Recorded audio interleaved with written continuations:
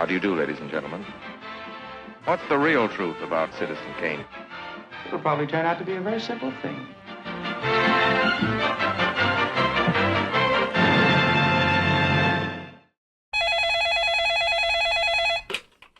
Hello?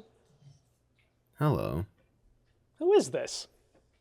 You tell me your name, I'll tell you mine. Hi, everyone. Hope you're doing well. I'm Parker. Are you using a boom mic? Uh-huh. I only use a boom mic when I make a movie. Well, I'm getting ready to record a video podcast.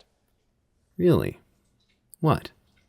Better Than Citizen Kane, the highly subjective show where we look at a movie and ask that titular question. Do you ever talk about scary movies? Uh-huh. Because when every movie ever made is a reasonable contender for the title of greatest film of all time, you have to wonder, better than Citizen Kane? So make some popcorn, lock your doors, and do not have sex, as we pay a visit to Woodsboro, California to discuss Wes Craven's iconic slasher Scream in 1996 with our dear friend Amanda Walton. Amanda, thank you for being here. Hi! Yay! I'm so glad I knew nothing about what that intro was going to be. I'm also really proud of myself for staying quiet. I also just have to laugh at the thought of someone, hey babe, you in the mood? Yeah. And putting on this podcast to have sex too. That's your... Yeah, great. Awesome. Yeah, Thank you so much for having me. I'm so excited to be The dulcet tones of Parker and I might inspire some horniness. We don't know that for sure. Max, I think this might be the most celibate show out there. I don't think this is doing anything for anyone. Oh, not even the E2 Mama Tambien episode? Are we sure that's not why that's doing so That well? one just keeps going. Who knows? That is our best performing episode on YouTube. And I like to think that's why. Sure. Good. Anyway, Amanda, thank you so much for being here. Oh, I'm so excited you're here. Thank you so much for having me. I'm so stoked. It's been so long since I've seen Amanda. This is very exciting. It has been a minute. So, Amanda, this is your pick. Scream is your pick. And Yes. I simply must say, that when we recorded our last episode, we didn't yet have a pick from you because, as I understand it, you were in Denmark at the time. Correct. Okay. Which I'm so curious about, and I'm mad we don't have time to talk about it here. But Parker was like, yeah, we'll just say, and next time we don't know the pick, but Amanda's going to be coming on. And I was like, are we sure it's not just going to be Scream? I feel like sure Scream... it's not just Scream. Are we sure it's not just? I shouldn't say just. That implies a level of oh boy. I was genuinely thrilled, but I was like, I feel like it's going to be Scream. Yeah. And verily, It was going to be Scream. it was going to be Scream, and I'm so so yeah. excited. I'm so glad. Me I too. am so curious about your history with this movie and Parker's as well. Before we get into that, this is just... Do you want to talk? Well, actually, no. This is actually a great time. Amanda, why don't you talk about your history of the movie and is this your favorite movie? Okay. Okay. So it is in my top 4 on Letterboxd. I am too afraid to ever say this is my favorite movie, but I can reveal that it is in my top 4 and in my top 10 of all time. So, and it is probably my favorite, horror, my favorite scary movie. Although that's its whole own genre of scary movie, right? So, yeah, I think the first time I ever saw Scream, well, actually, okay, hold on, taking it back to Amanda's lore. When I was in elementary school, I was at a Halloween party that my friend was having. She had them every year, and her parents had Scream on parents in the early 2000s had really small TVs in their kitchens. Mm-hmm. Yeah. Okay. Yeah. So there was a really small TV that was playing Scream, and I remember being like, "Oh, that's an adult movie. That is not for my eyes." And so I didn't watch any of it. But I remember the ghost face iconography from that. And I never saw it till I was an adult. So I think the first time I saw it, I was in college at SUU, which is how Parker and I know each other. Mm-hmm. And it was COVID. It was the Halloween of COVID, and I had adopted a couple of my friends into my COVID safe bubble of, okay, we're going to be a part of each other's network, and we watched Halloween movies, and we watched Scream for the first time. And since then, I've probably seen it at least a dozen times. I watch it at least once a year, if not more. There have been some years where I have a screenshot on my letterbox of I watched Scream, and then like a romance movie, and then Scream again, and then like some other normal movie in like a week. So yeah, I don't know. But yeah. Excellent. Very fun. Is it And my Parker. turn now, or is it your turn? It's your turn, Parker. Okay. I mean, fairly similar timeline, I think. I saw this also sometime during college, a little bit earlier. I think it was probably my freshman or sophomore year that I had gone to SUU.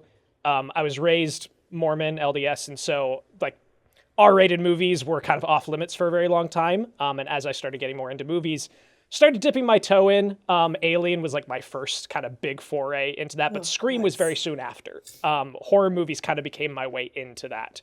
And I watched this and I really loved it. Like I had a great time with it. I thought it was just really fun and witty and a great time.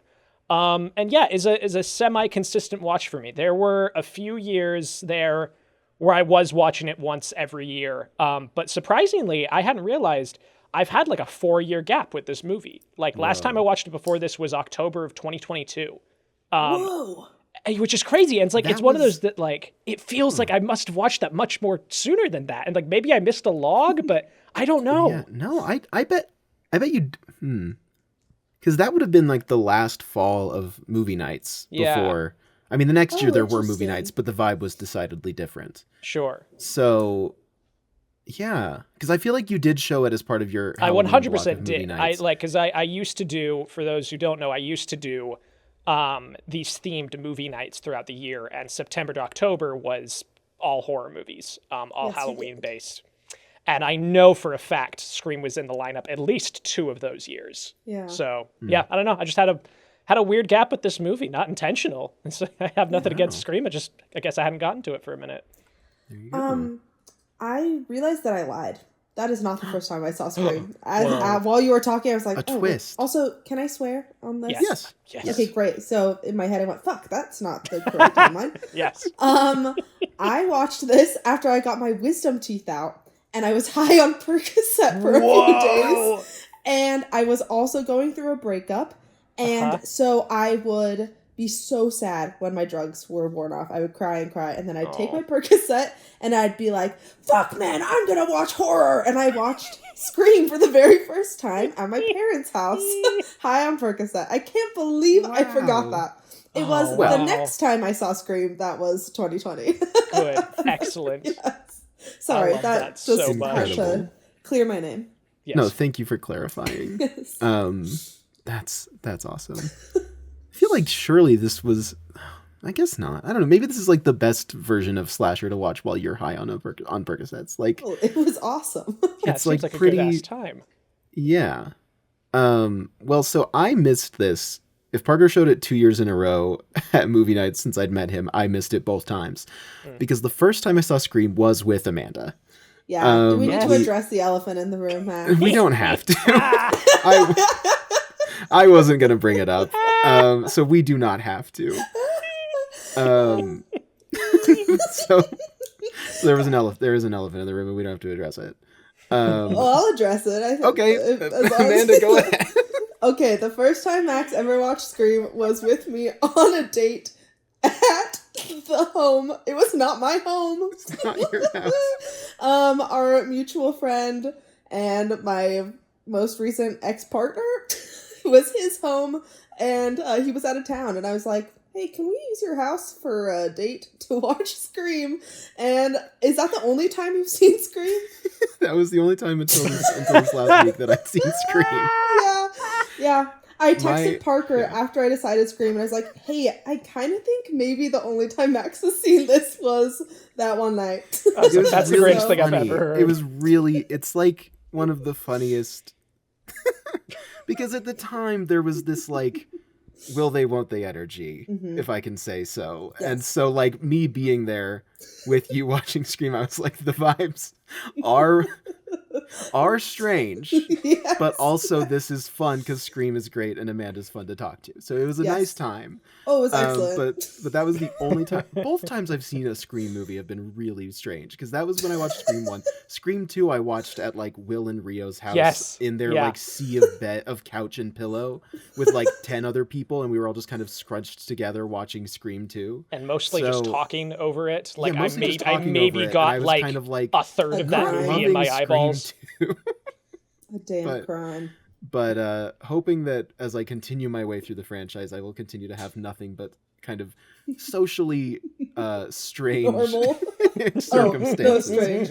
Normal. No, very Keep the the strange going. Vibes. Anyway, I'm sorry I hijacked, but no, I'm glad, because I wasn't gonna say it, so I'm glad that you mentioned it, because it is like one of my favorite like first watching experiences, and I thank you. So that was the first time I saw Scream, and my review is just 4 stars from that night. It just says "fun!" exclamation point. I have nothing else to say. And then I rewatched it last week, and it was a great time. I had a good time. Good movie. Good movie.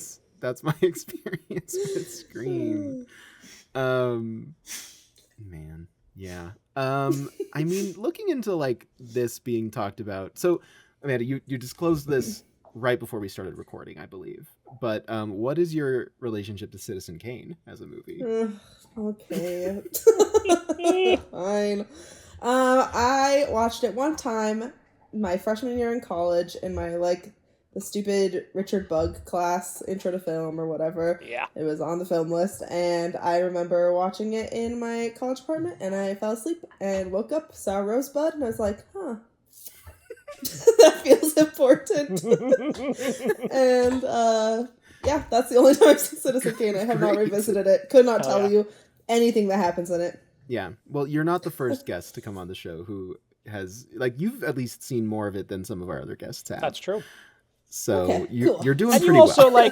and let's lay the groundwork here as well that Amanda is one of the most film literate people I know. Amanda's got great film takes, great film education. So I know you can find your way around a Citizen Kane conversation. Thank you. Yeah. Okay, great.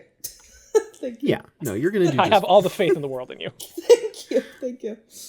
But we're mostly here to talk about Scream, which is the good news. Yeah, we're here for the main event. Citizen Kane to the Better Than Scream podcast. This is quite the opposite. So, what do we know as a group? We're going to group project this. What do we know about the origins of this movie? I did research. Parker did research. I came in hot and did research. Oh, yes. And Amanda, I'm sure Amanda does as well.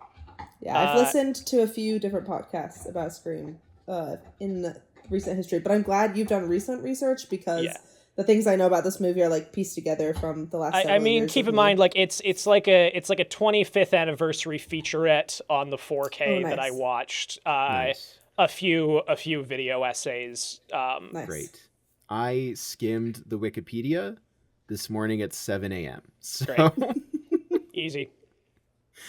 So we're all contributing I'll equally. dive in then, and Amanda, you course correct me as I go because you're the expert here. But as I understand it, this all starts with screenwriter Kevin Williamson. He drafts up a film. It's inspired by the fact, he talks about this in the featurette, that there was a time where he was house sitting for a friend, and he walks into the family room, and there's a window that was open, and he's like, was that a window open before? I can't remember. Was that window open before? And he freaks himself out. He grabs a butcher knife and he phones his other friend. And he's like, I think someone's in the house. And his buddy on the other side of the phone is going like he's doing the Friday the 13th thing to freak him out. And he's like, Michael's in the house, man. He's like, that's not Michael, that's Jason. Get it right. And they start arguing about slashers over the phone. And he's like, oh, that's kind of interesting. That's kind of an interesting concept of even when you've watched so many scary movies, you can still get freaked out by a very scary movie situation, right? So that becomes the seed of this. He had written one other screenplay before this, which had sold something called Killing Mrs. Tingle. Yes, and I believe he directed that because he directed Scream 7, and I was like, oh, who is this? I didn't know the history, and I looked at his other directing credit, and I was like, 30 years ago directed Killing Mrs. Tingle. Tingle? There you go. Yeah, that was his fascinating. Yeah. Which is interesting though, because he sold that script before Scream, but Mrs. Tingle came out after Scream. Oh, I see. Mrs. Tingle came out in 99, which is interesting.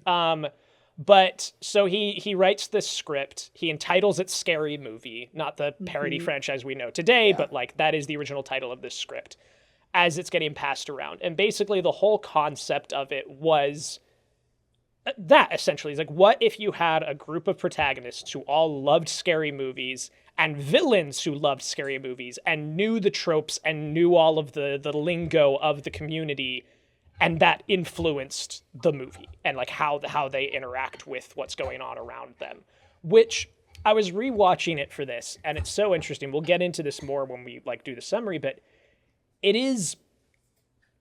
I don't think this movie gets enough credit now as it should, because everything is meta now. Everything is tongue-in-cheek and everything is a deconstruction. And like at the time, this was so revolutionary coming off of the horror slump of the late 80s. Like every slasher franchise had been drilled into the ground at this point. We're on, like 6 different Nightmare on Elm Streets, like 7 Halloween films or whatever. Like it's horror movie fatigue has set in. So it's hard watching it now to know just how like seismic it was, because when the script was getting passed around, a bunch of people were really excited about it. Like it was a good script that people were really excited about. And Williamson talks about how before he got signed on as the director, like a few months before at least, he was at some event, industry event, and he ran into Wes Craven. And somebody introduced them. He said, "Oh, Wes, this is Kevin." And Wes Craven goes, "Kevin Williamson?"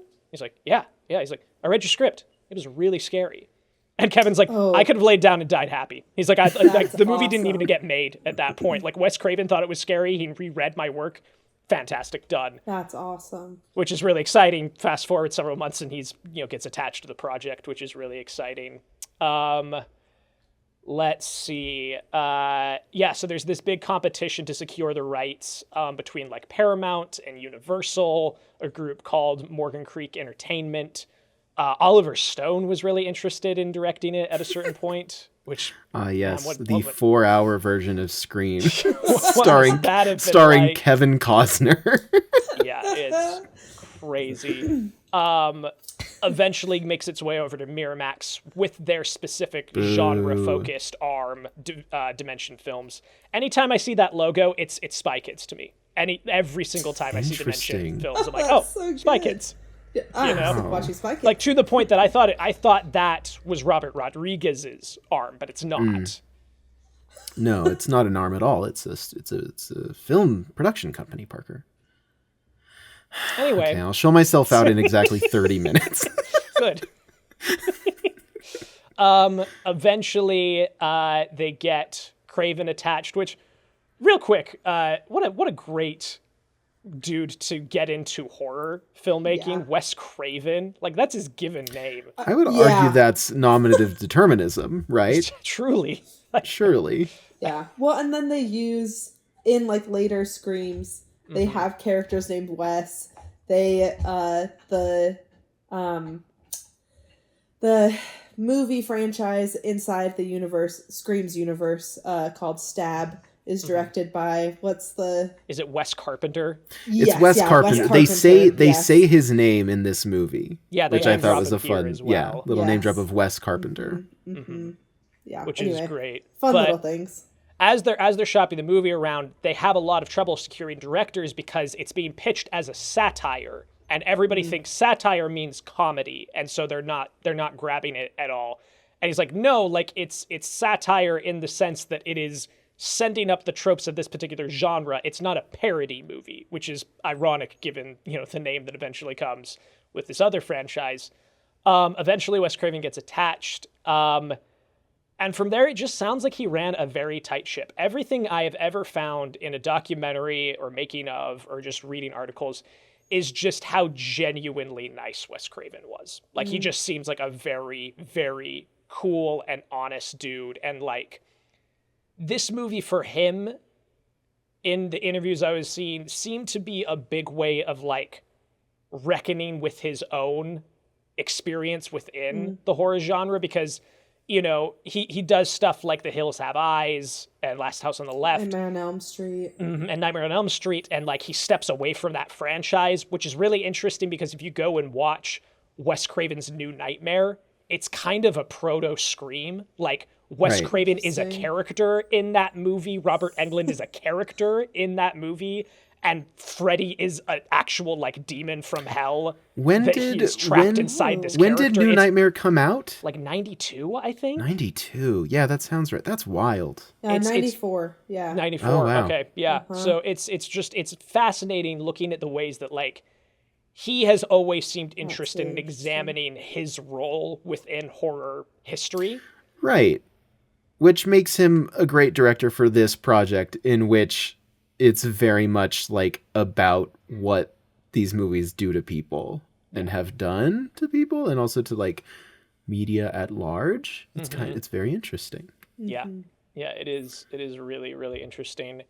It's unclear exactly where in the timeline all of this landed, but like the protagonist switch is in the original script. Like that is from day one, they were going to do that. The question was, who are you going to get? And then Drew Barrymore gets attached to it, and that's huge. Like, and what's power to him, because I don't think they do this the same way today, where like all of the marketing is around Drew. Like it is her movie. If you see like the original one sheet, it's her and everybody else. Like she looks like she's part of the team of these teens. It's brilliant. It's really good. It's really great. I mean, an example of how they wouldn't do that would be Scream 5, right? Because Samara Weaving is the Drew Barrymore at the top of that movie, correct? And she's not part of the, I don't know. There's something about that, right? Like they maybe I'm completely off. I'm not familiar enough with the Okay, never mind. I'm not familiar with the poster for Scream 5. Never mind. I made something up. What I mean is that they didn't do that with Samara Weaving. Like the marketing was about, you know, Jenna Ortega. Like they didn't like they wouldn't do that today. Right. Yeah. Yeah. Like the closest I can think of like a modern version of that is like Knives Out buried Ana de Armas. But like nothing like this. I could be wrong, Parker, so correct me, but I'm pretty sure also that Drew Barrymore, was she originally casted as Sidney's character? I think she was. Yeah, and then I think it was like her idea of like, hey, actually, what if you like flip the script and I'm the person who's like going to get people to come see this movie and you kill me off? Yeah. And have like a little, you know, which is fun. Which is really, really great. Yeah, I do. I think they didn't mention it in the featurette, but I remember hearing something about that a while like back. That. Yeah, it is something like that, which is, like more power to her because it's great. It's really, really good. And so they start doing production. They're getting ready for pre-pro actually, and they're doing location scouting. And to Wes Craven's credit, Williamson was really involved with a lot of this. He was on set often and very, very hands-on with a lot of this stuff, which was great. But he talks about how at a certain point they were location scouting at a house, looking at possible houses for the climax of the film. And in the garage of this house, they're just looking around and there's a box full of crap. And there's the mask is sitting and there's like, oh, this could be cool. He's like, I've seen this at like the costume shop. I've seen this at the Five and Dime. So they ask the people, the owners of the house, like, hey, can we have this? Like, we'll pay you. Can we have this? So they buy this mask and they take it back to studio and they say, hey, riff on this. And they make like 36 variation test masks and the studio doesn't like any of them. And eventually Wes Craven's like, can we just buy the license for this mask? Because it's everywhere. Like this mask exists in every store in Middle America. And so they did. And like, that's why like, because I remember when I was really young, obviously I'd never seen this movie, but like early 2000s, I saw this mask everywhere. And I distinctly remember that there were like 5 different variations. And there was the one that was officially licensed as Scream.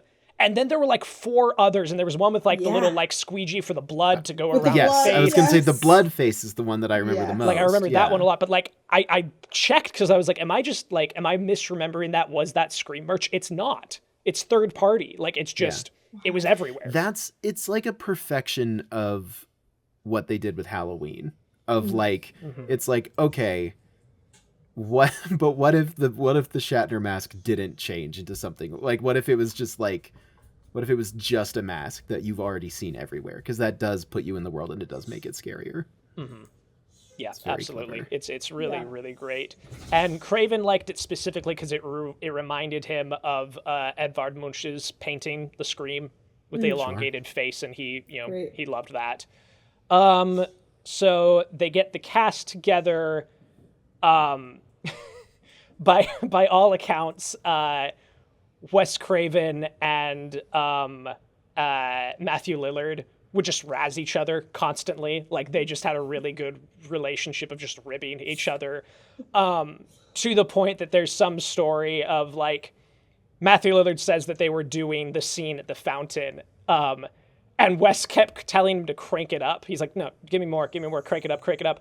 And he gets to this ridiculous pitch, and he looks back, and Wes and the producers are just cracking up behind the monitor, and he calls cut. He's like, what? He's like, we just wanted to see how far you would go before you stopped. That's so good.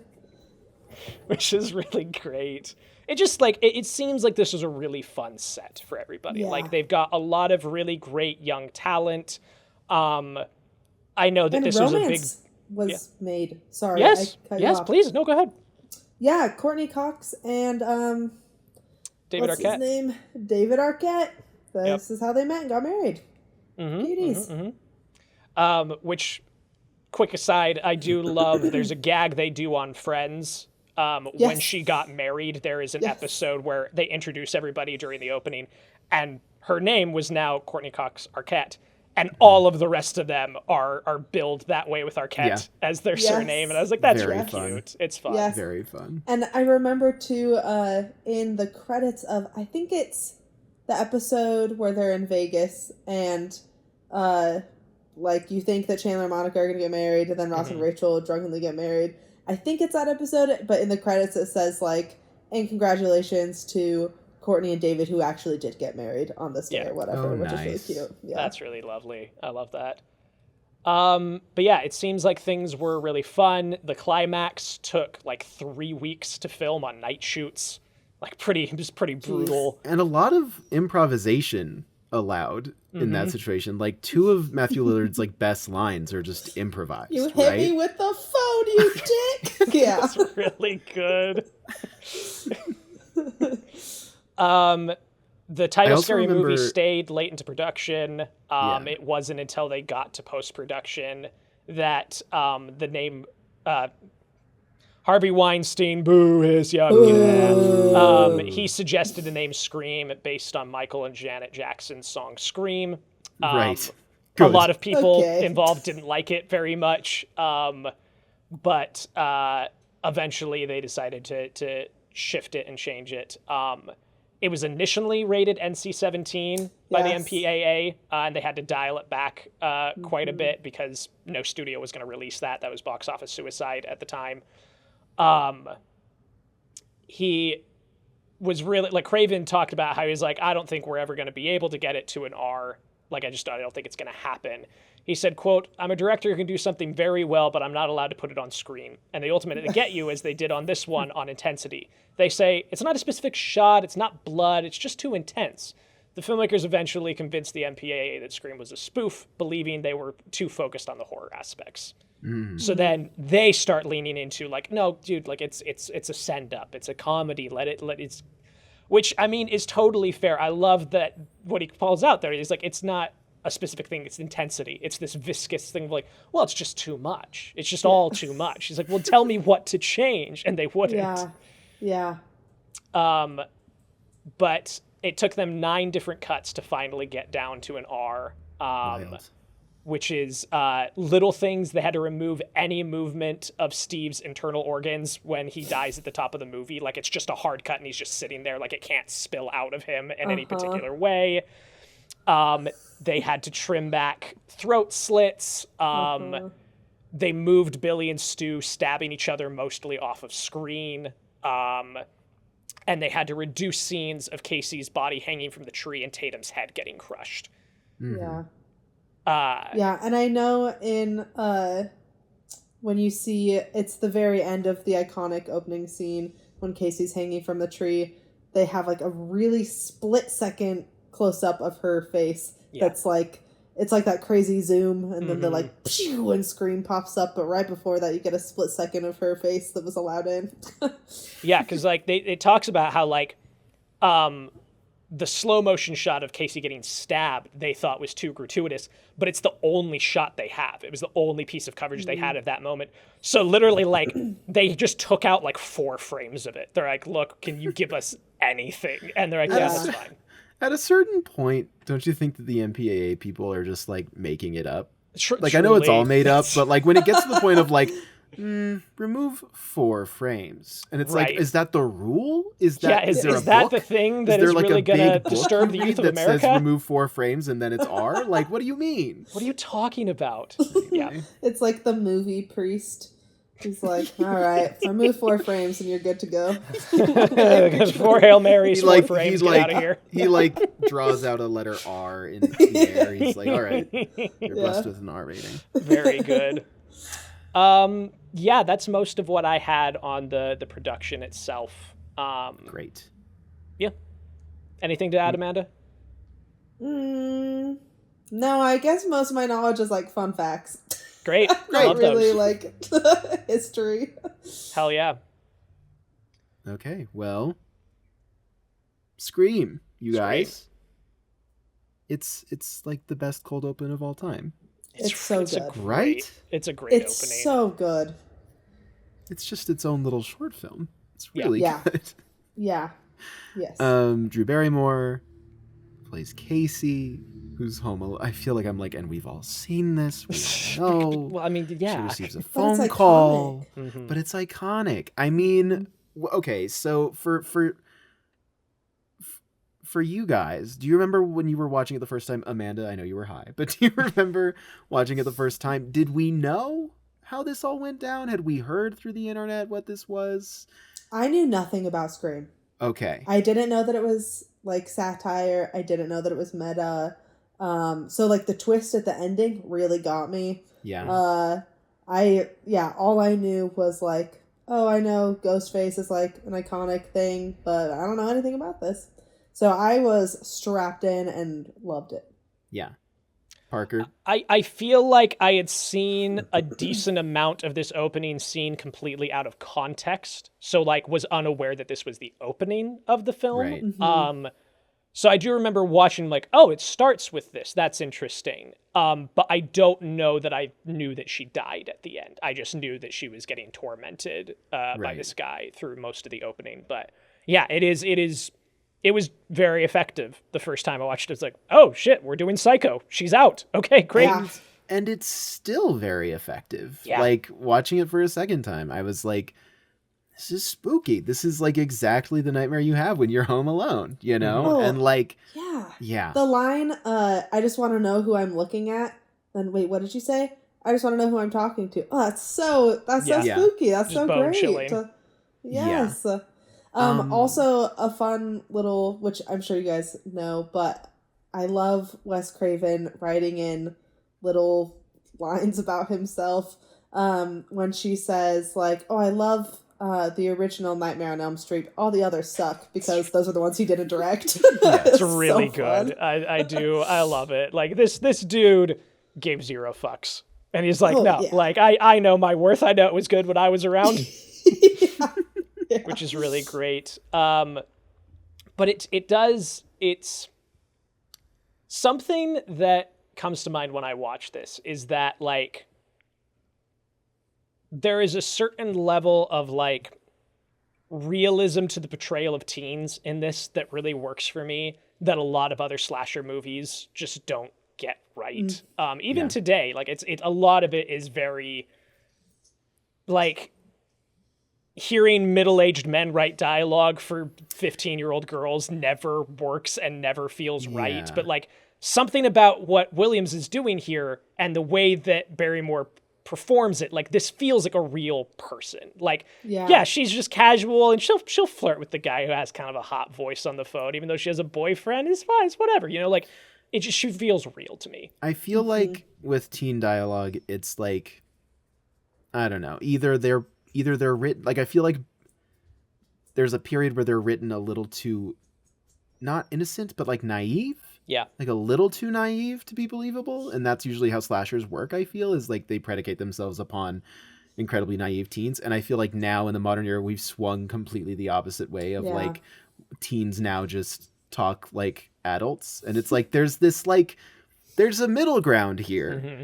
And I feel like something that Scream gets really right to me is that they feel like real people, but also like the dialogue in this movie is perfect versions of the dialogue. Like you and your friends don't actually speak this perfectly in pop culture references and like razzing each other, but this is like the idealized version of it, but it's rooted in something that is true, which I think is the difference. Like it's like rooted popcorn in something Sorkin. You know, like we all wish we talked like this. Right. Like teens, like every teen friend group thinks they talk like this because it is capturing an element to how they actually talk. But this is like, again, it's the idealized. It's that's a good way of putting really it. I like great. That. Something that I think about it pretty much every time I watch this. And it's so bizarre, but I think it works really well.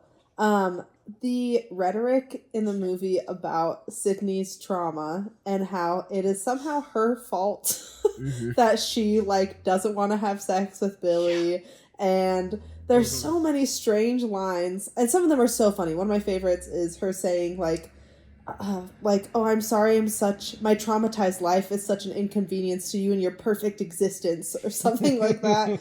She calls herself sexually anorexic, which I think is hilarious. Like there's just this weird, like, the whole conversation after Billy's gotten out of jail, and he's like, I mean, it's been a year. Shouldn't you be moving on by now? It's just crazy. It's your nuts. Mother's brutal murder. Oh, it is so bizarre, and I think, like, if you were to watch this movie not understanding that it's satire, it's easy to be like, what is going on? Yeah. But I think that is an element that's, like, if you just kind of, like, release yourself to the Wes Craven satire world that he's created, it is so fun and just brings this new weird element and, like, what it's saying about sex and teenage relationships and trauma and how we like cope with that for the rest of our lives, you know. I think it's really smart. I agree. Like, it's, again, kind of tying your point and Max's point together. Like, it's not the way people actually talk, but it's such excellent shorthand for the universe we're living in. And we'll get into it in the next scene, but like, I love Billy's whole little monologue where he's like, we started off hot and heavy, solid R rating. The Exorcist was on. It got me thinking of you. It's so funny. But like he's describing the sexual activity of their relationship in terms of movie ratings. And it's like, why would you ever do that? But it works so well for the movie that they're trying to make. Oh, it's so great. And this opening sets that stage perfectly. Like we talk about a lot on this show that like each movie is teaching you its vocabulary. Like every movie has a different way of talking and a different way of phrasing, and you have to learn what that vocabulary is. You have to learn what the language of the film is. And if a movie is doing it right, it will teach you that language in the first 10 minutes. And this is doing that in spades. Of like, okay, this is how we're going to talk about things. We're going to have a killer who is doing a game show quiz asking you who the killer of Friday the 13th was, and then dinging you when you get the wrong sequel guy. You know, like, and the consequences will be death for not knowing that knowledge. Like, that is the price you pay for not engaging with pop culture. I think what's interesting about Scream and like about Ghostface in particular is like immediately talking about this movie, we're already talking a lot about the language of the movie, because I do think that Scream's strongest artistic choice is in its writing and in its voice, to the point that Ghostface, I think, correct me if I'm wrong, is like kind of the only like iconic slasher franchise villain who is introduced to us. And the scariest thing about him isn't how he looks, it's how he talks. Right? Like, most of these other guys are silent. Obviously, Wes Craven introduced also, like, the most talkative, other than, you know, like, there's Chucky, obviously. But, like, of the icons, Freddy is the one who talks the most. But even that first one, not a lot. But in the first one, not a lot. And he's got a lot of other stuff going on. Right. And I think, like, what makes Ghostface so successful, and thus the movie, is it's like we're selling you the fear of this on voice alone. So shout out to Roger L. Jackson for that. And also, like, that is the fear of it. And like every time Ghostface is introduced, like later when he calls Sidney, it freaks you out, and it's just a phone call, and it's killing you. It's like it's the audio version of watching the killer sneak up behind someone, right? It's like, she's like, who is this? And we're like, we've already seen this happen, and like we know what this voice means. And I think that's really impressive, because also I'd say the other defining trait of the Ghostface is just stumbling around. Like these guys, and I haven't seen all the Scream movies, but these guys are falling over themselves. And there's something about that, because they're teenage boys. But that's something that makes it also scarier, is you have this really put together voice with this rhetoric that is incredibly specific. And then you have this like unpredictable flailing of a knife at you, and you can hit him, but he's always going to call you back. Which I think is like, that is probably the most successful thing about it. And so I think like it makes sense that we're immediately drawn to how these people talk, because Ghostface is just a voice. And like a mask and stumbling around and killing you. And like, it's really interesting. Well, I mean, it makes... Oh, go ahead. I was just going to say, I think a good payoff, maybe this is what you're about to say, Parker, but I think a good payoff is then at the end when Sidney has the voice changer and calls, there's something like, oh yeah, it's just Billy and Stu using a voice changer. Like, they are not scary, but not knowing who it is, where this is coming from, what their motive is, and just getting that voice is so scary throughout the movie. It is. Know? Yeah. And also, real quick, Parker, maybe this is what you're about to say. We're just going to take turns. No, we'll just keep doing this. That's great. The other thing is, it's like, that's what makes Tatum's death so, like, shocking, is because we've been taught by the movie how Ghostface works. And then suddenly we have a silent Ghostface who is like, who's also, again, stumbling around, getting a beer to the head. I love the crotch shot beer. I love it. We are not expecting this guy to show up silently. And so that immediately, like, going into this third act, that immediately sets the stakes of like, oh no, he doesn't have to call you first. Like, he's not following the rules. He's not following the rules. Exactly. Like, it establishes a rule that they can then break, and then they can reinstate in favor of Sidney claiming the power back. Right. So it's actually just really perfectly structured in that sense. Is that what you were going to say, Parker? It wasn't, but these are all great points. What I was going to say was, jumping off of this thing of like that the voice throws you off so much from the cast, is because the cast the characters are in their teen years, but all the cast is around that age. They're early 20s, most of them. Whereas the voice is Roger L. Jackson, who plays Mojo Jojo on Powerpuff Girls, which is great. But he's like 40 when he does this. And it is such a distinctly different flavor. Like, there is a flavor of vocal resonance that comes with age that just can't be achieved when you're younger. And so it does subconsciously, like, it always feels so removed from our usual suspects lineup, right? Right. Which is what makes, I mean, I don't know. I don't remember if I believed that it was Sidney's dad ever. But did you guys ever, were you like, did that feel like a possible? Because I feel like the movie does a good job of like making it possible, but you don't really believe it's something else that but like that's why the Roger L. Jackson voice works as well, is because it's like, this is clearly an older man. Well, it's something else that Williamson and Craven talk about, where like everybody in this town is kind of crazy. Like all of the personalities in this cast are very extreme. Yes. And so because of that, like the reason for that is so that anybody could feel plausible, which is funny because like Sidney's dad doesn't, because we spend no time with Sidney's dad. Yeah. Right. But like, I remember the first time I watched it, not that I thought he was going to be it, but I thought that like, I was like, man, what's going on with this principal, man? Yeah. Like, Henry he's Winkler. crazy. And also that Henry Winkler is uncredited is really fun too, because it feels like he is. Yeah, he is. Yeah. On IMDb it says he's uncredited, which I love, because that feels like also they're like leaning into like if you're coming into this movie and you know Drew Barrymore's in it and you don't know that Henry Winkler's in it, then Drew Barrymore dies, you go, oh, wait, so the casting's going to be... And then it's like, Henry Winkler's in this and we didn't know. He's got it. Like, the movie is meta even in ways that it's not talking Linda to you Blair about. is in this? The Exorcist girl is in this? I had no idea. She's I think she's plays one of the like reporters? a reporter.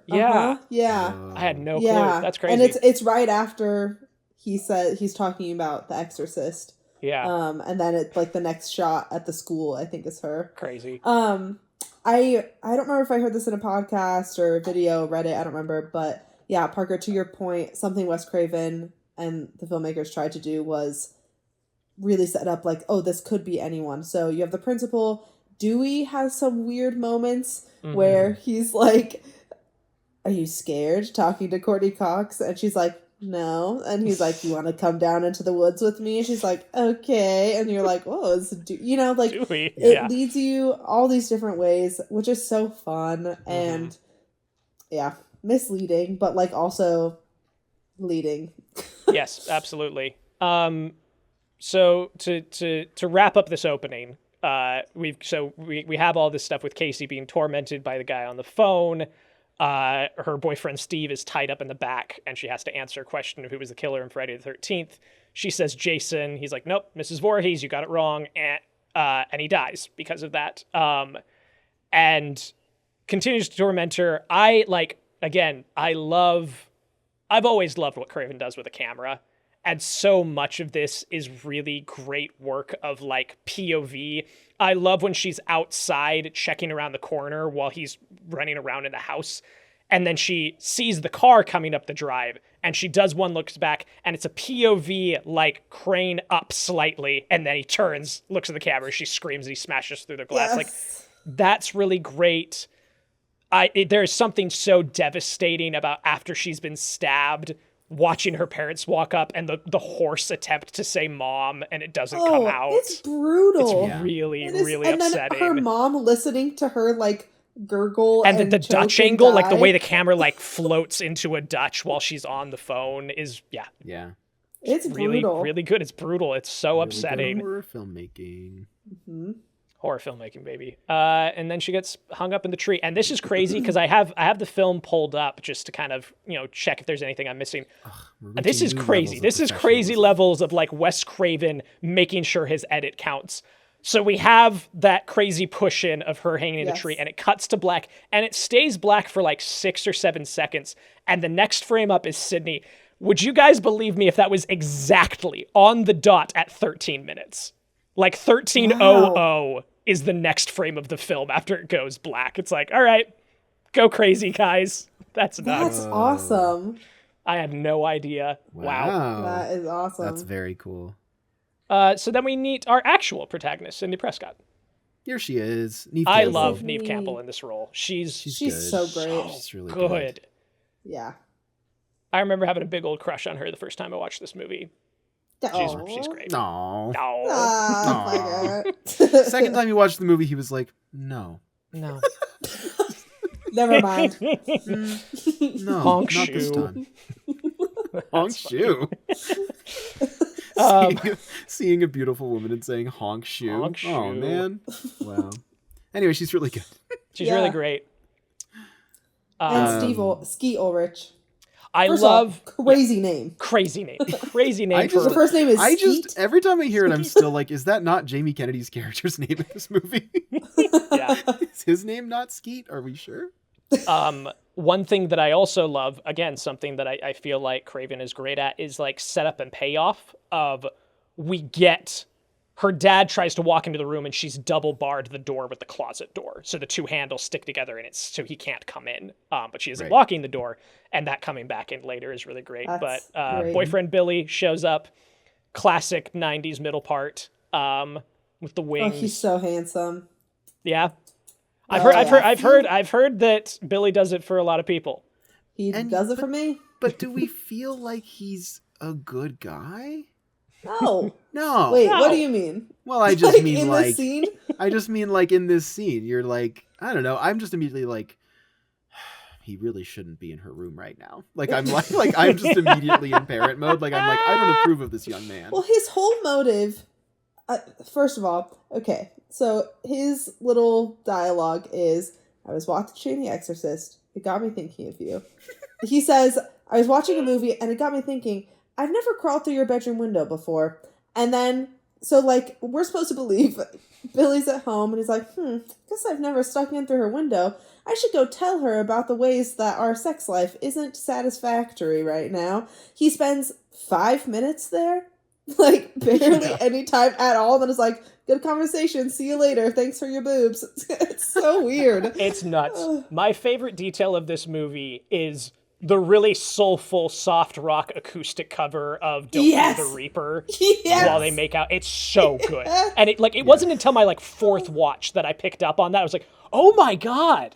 Like, that's incredible. It's so and like weird. the thing is like I want to clarify that, like, what I was saying of like he doesn't seem like a good guy, the movie is not trying to convince you of that at all. Like, the movie is having fun by being like, one, this is satire of slasher movie boyfriend, right? Mm-hmm. Like, the line that they're walking between this is real and this is satire is so fascinating to me, because it's like, on one hand, it's like they are having genuine fun with the audience by playing with expectation of like, Billy doesn't seem like that great of a guy, but that does that mean he's a killer?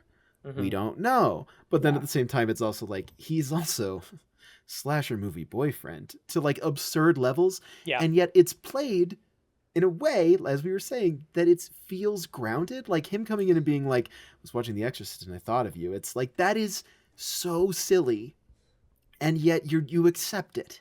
Mm-hmm. And I think that's what's wild to me. Like, I think that for me, the scene that really cements that is the scene at the fountain where you realize that everybody in this universe talks this way. Because, like, these first two, you're like, okay, so Casey and Billy talk like this. Well, that's interesting. And then once we get to see all of them together, it's like, oh, I guess this is the way everybody in this universe talks. And you kind of, that's where it cements. But yeah, it is so interesting that, like, it does just work. It's also fun, once you've seen this movie a couple times, to track who was Ghostface in the scene previous. Knowing that Billy came straight from killing Casey to here is wild. It's just like, holy shit, dude. Yeah. Yeah. I just wanted to point out really quick that the movie that this reminded me of the most this time, that I hadn't seen the first time I saw it, is Clueless. Because this, like, when they're at the fountain and they're clothes, it's unbelievably vibrant. Yeah. Like, the movie looks so colorful in a way that Clueless does as well. And also, they're both movies that are like nailing teen dialogue by making it so heightened and also perfect versions of how people actually talk. Yeah. And so watching this scene in particular, I was like, this is so Clueless coded. And I'm like, this is the year after. Can you imagine, like, doing those two movies within 2 years? I'm like, bonkers. Nuts. But like, it really is, it's wild to me coming back to this, how saturated the world is, because like, I miss color. I mean, they touch on it a little bit of like, the blood's too red, it always looks fake. Like, they talk about that. Yeah. And then this movie kind of has that too, which I really like. But I don't know, like, the colors in this is wild. Great point. Yeah. And we set up something interesting here, again, with like tying into all of the horror cliches of Sid is set up immediately as the virginal final girl. That is a huge trope of all of this, is that if you have sex in a slasher movie, and they say it in this movie, they talk about it. If you have sex in a horror movie, you die. That's it. You're done. It's over. I love Randy listing all the rules and people are booing him. You can never have sex. No, it's so throwing good. Popcorn at him. It's real. I love that scene. Good. I love that scene so much. But like, she's being set up in that specific regard of like, okay, she is the one who's saying, hey, you know, I've got my rule, got to be above the underwear, like, slow down. And we're setting her up within that role, which is then interesting later in the film when they do eventually have sex. And like, it's this sense of dread.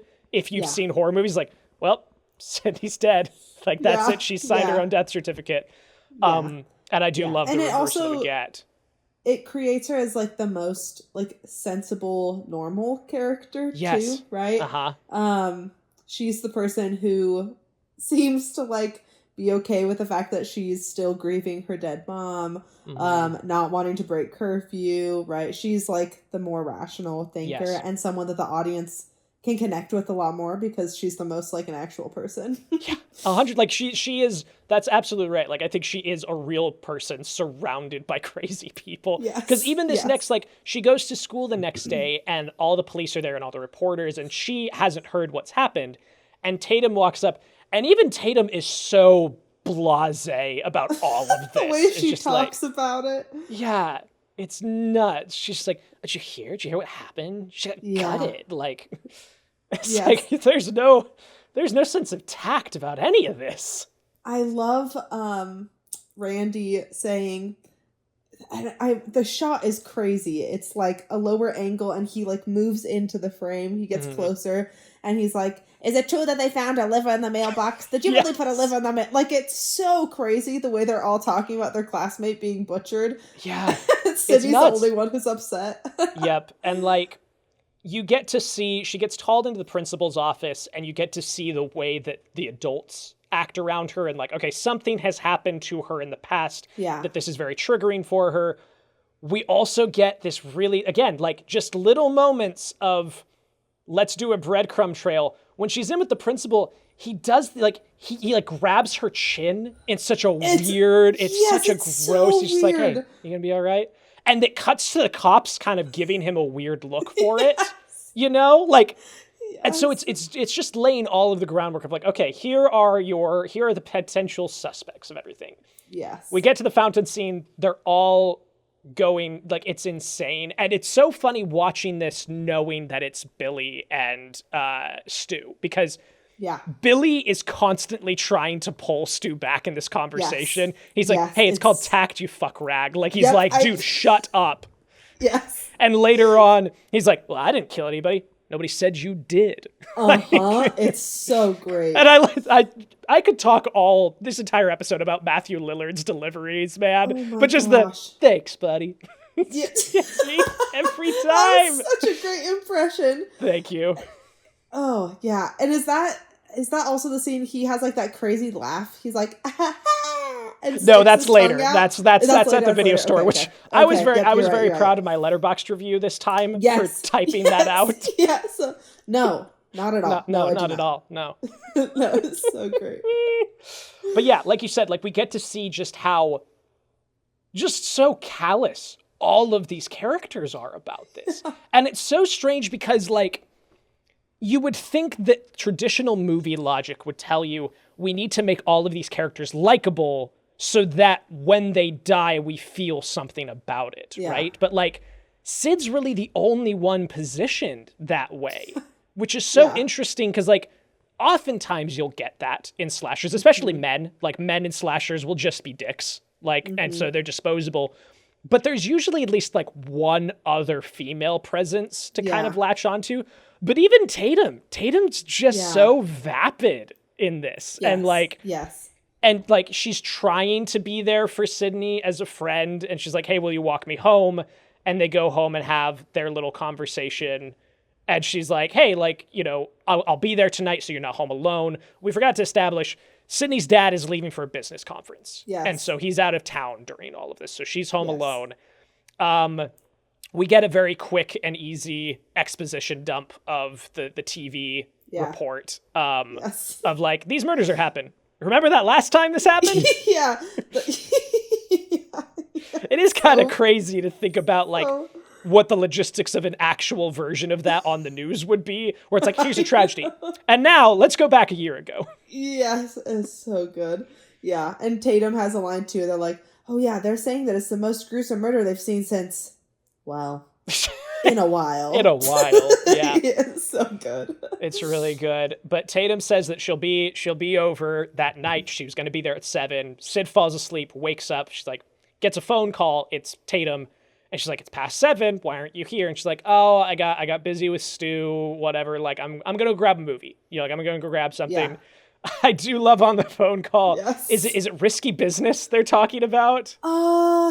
I can't remember what the film is. I just know Tom Cruise. Tom Cruise. If you pause the right time, you can see his penis.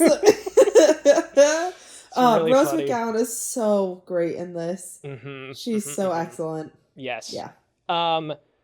Sid gets another phone call immediately following that, thinks it's Tatum. It's the scary voice. It's the killer voice. She thinks it's Randy. She thinks it's Randy pulling her cord. And so I love to, she's like, I don't watch that shit. And he's like, well, what's your favorite scary movie? She's like, I don't have one.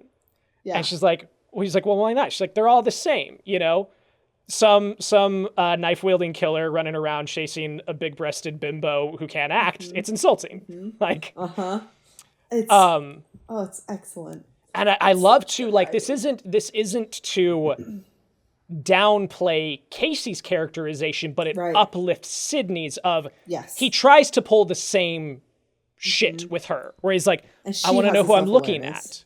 And she's like, what did you say? And she calls his bluff. She goes and she's like, I'm on your front porch. She's like, yeah, right. And she opens it up. And like, I love that choice. I love that she is, even when terrified, she is brave in the face of this and spunky. And she's like, no, you idiot. And I love the picking the nose. She's like, if you can see me, what am I doing? What am I doing? What am I doing? Yeah. It's really, it does such a good job of showing us she is competent in a way that Casey isn't. Yes. And that is mostly attributed to the fact that she's traumatized. She's on guard in a way that Casey wasn't. Yes. And I love that the rules of horror still apply to her. I love that she goes out, right? She says they are running upstairs when they should be going outside. She goes outside and you're like, yeah, good move. Yeah. And then turns back inside. And when Ghostface comes, where does she go? Upstairs. She goes upstairs. Yep. The rules still apply. She's still following the rules. 100%. But she is more competent and she has, that insight that Casey doesn't. Yeah. Also, Ghostface has one of my favorite lines in the scene where he goes, maybe it's because I'm not Randy. That is, I don't know. There's some like vocal stim. There's something about that. Every time I watch it, I'm like mouthing along to it. Again, excellent setup and payoff. She's on the phone when Ghostface jumps out of the closet behind her. She drops the phone. When she gets to her room, she does the door trick, but she can't use the landline because the phone is still on the hook downstairs. Yep. And so she goes to her computer to this is before my time. Whatever this dial-up call. Dial-up 911. 911 is crazy. I don't know what that is. That's before my time. But she goes to do that and he disappears. He's gone. And then Billy comes through the window. So great. And I love too, this is something that this movie does such a great job of being so era specific while still feeling timeless. Like it still works, but everything about this is 90s coded 100%. And like the fact that he has a mobile phone is incriminating. When that drops, she's so good. Wait a second. And it's like, whoa, means nothing now, but like back then that was a big deal for him to have that. Yes. And so she runs out, it's so stupid, but just Dewey holding the mask up in front of the door. I love Dewey so much. I can't wait until we get to one of my favorite Dewey moments, but I'll wait until we get to that point in the movie. Tatum finally shows up. We get to see how she treats Dewey, where he's like, hey, when I'm on the job, like it's Officer Dewey. Mom said you have to call. It's Officer. And she's like, okay, come on. But they get Billy, they grab the mask, and this is our first time really getting introduced to Gale Weathers. Like, we saw her on the TV, we saw her at the school, but, like, she shows up on the scene of, like, hey, what's going on? She's a real ambulance chaser, right? Yes. First of all, Gale Weathers. Gale Weathers. Excellent. Everyone's names are great. It's so great. They're really good. I like them a lot. But yeah, we see Gale for the first time back at the police station. Dewey is questioning Sidney. We get an interrogation with Billy and his dad talking to the police chief. And he's like, look, check the phone records. Like, you'll see it wasn't me. And he's like, yeah, we're going to look into that. But like right now you are suspect number one. They take Sid out the back so that she isn't being bombarded by paparazzi. Gale finds out. Doesn't work. Yeah. Gale goes around the side, catches her. And we get like a little bit of like some groundwork of like, oh, when is your book coming out? And we haven't heard much about this yet. But she just clocks her. And I love the scene after this. Pow, Sid, super bitch. Super bitch. I'll sign you a copy. Bam. Yes. So it's really good. There's something here too, which is so interesting that like, horror movies do this a lot. And this movie is obviously playing on all of this kinds of stuff. But like when we get to Tatum's bedroom, it's so infantilized. Like it's so little girl room. Why does she have 2 twin beds in her bedroom? I don't know. I don't know. I have not been able to figure that one out. Because it's not even like, because there's a nightstand on both of them. It's not like they moved this in here so like she has 2 twin beds in a room. It is so weird. And I love, they both have like stuffed animals and they're in PJs and it's so homey. But then right, Sidney gets a phone call. Yeah. Which is insane that no one is like, oh, I wonder if we should maybe listen in on this phone call. Yes. Like they're just like, yeah, here you go. Here's the phone after you were just almost murdered. And then it's Ghostface again. So now we're thinking like, oh, it can't be Billy. Guy. Billy's in jail. Because he says that. He's like, you fingered the wrong guy. Yeah, you know? Gross. Yuck. And then, yeah, I hate that. And then I love, he hangs up and Dewey picks up the phone and pulls out his gun and he goes, hello. Dewey wants to be an action hero so bad. I know. The next morning at breakfast, he says that the phone bill for Billy is clean. It wasn't him who made the call. Yeah. Like they checked because the mobile phone belonged to his dad. That's where he got it. He's like, we scrubbed those. It's not him, but we'll give you a police escort. We'll take care of you. She goes to school the next day, finds Gail, and she's like, look, can we talk off the record? Gail doesn't want to do that, but she's like, look, you owe me. You owe my mother. We get into all of this stuff about Cotton and Gail thinking that he's innocent. Cotton Weary? Cotton Weary. Give me a freaking break. Awesome. Which is, it's so funny, like, knowing, like, you watch this and Cotton only appears on police footage, but it still leaves Schreiberg in that, which is crazy that they, like, went out of their way to get him again for the sequels. Yes. Nuts. Just nuts that he just has this very brief cameo on the news footage.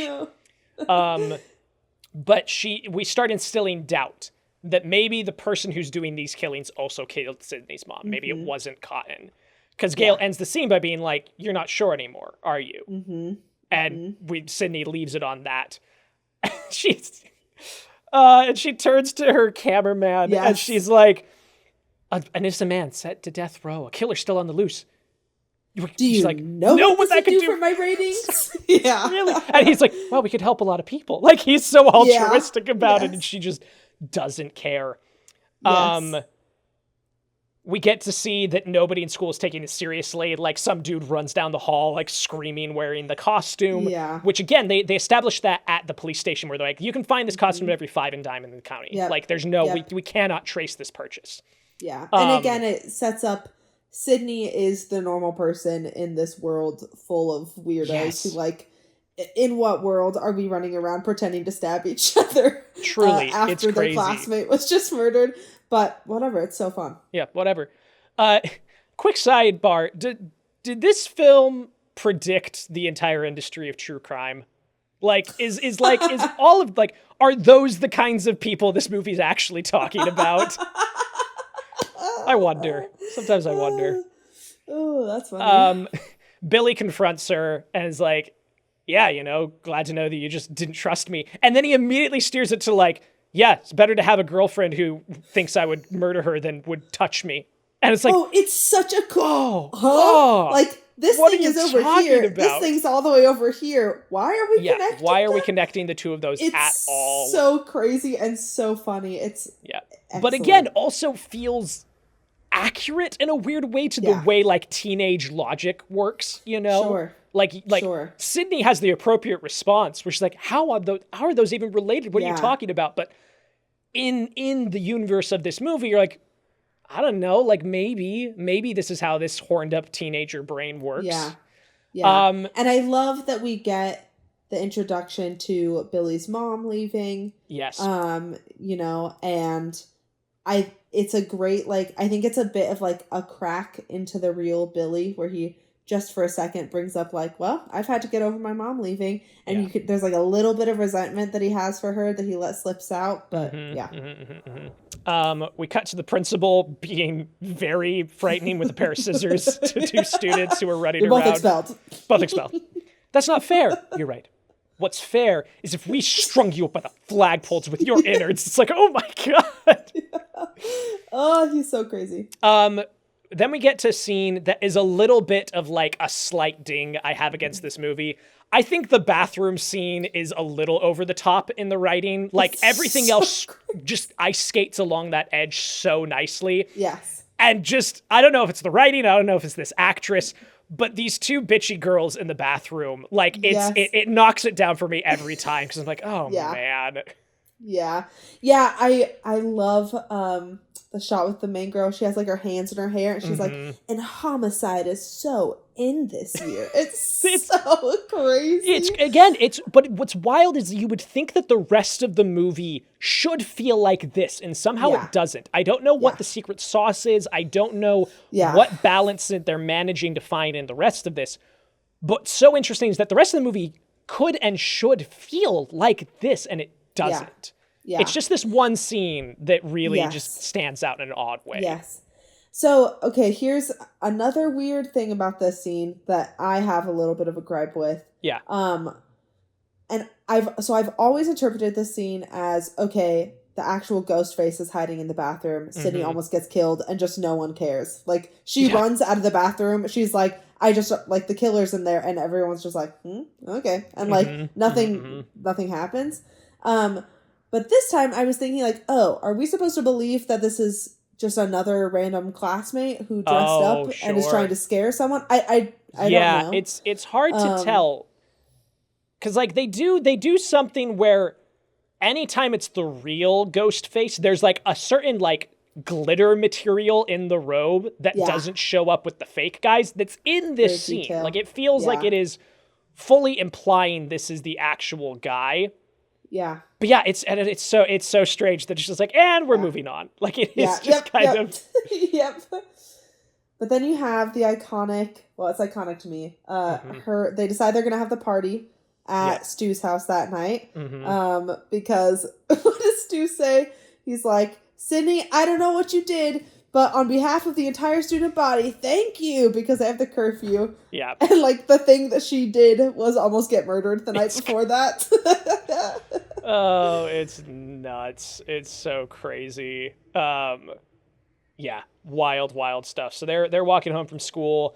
Gail starts getting chummy with Dewey to try to get closer to the case. They're walking home. It's like, hey, you should come to the party tonight.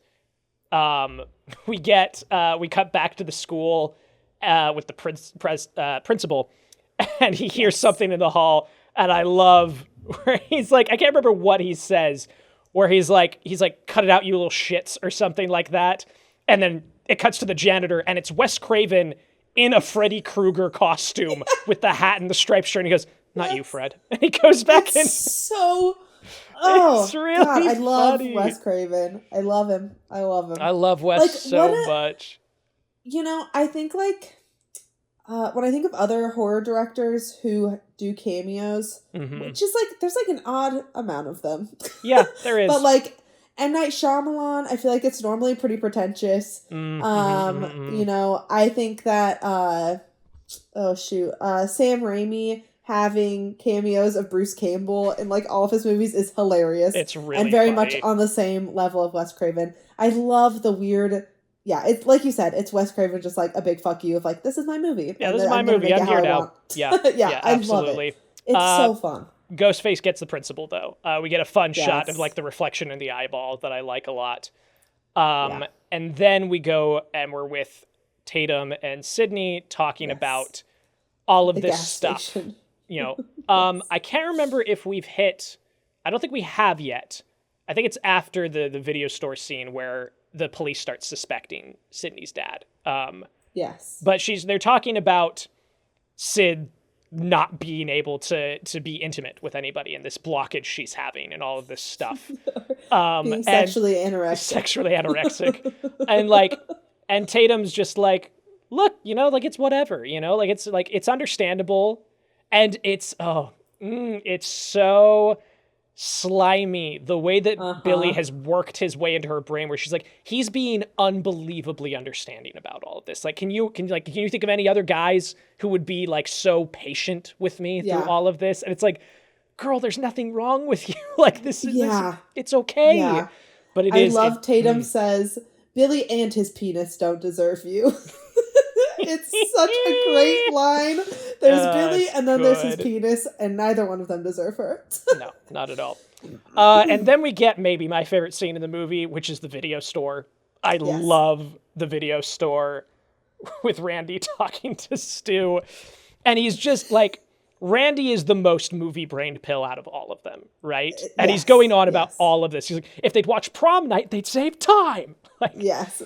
And he's just going on and on about it. And it starts with, he's like, well, that's in poor taste. He's like, what are you talking about? And he's like, and he cuts to Billy flirting with two girls. He's like, if you were if you were the highest suspect in a recent murder, would you be standing near the horror section? Like, it's so funny. It's such a silly, like, and it tells you so much about Randy's character. Yes. Like, he notices something like that and is like, wow. Like, it's so great. It's really good. And again, this was I love it so much, where he's like, since Billy tried to mutilate her, you think Sid would go out with me? And Matthew like, no, not at all, no.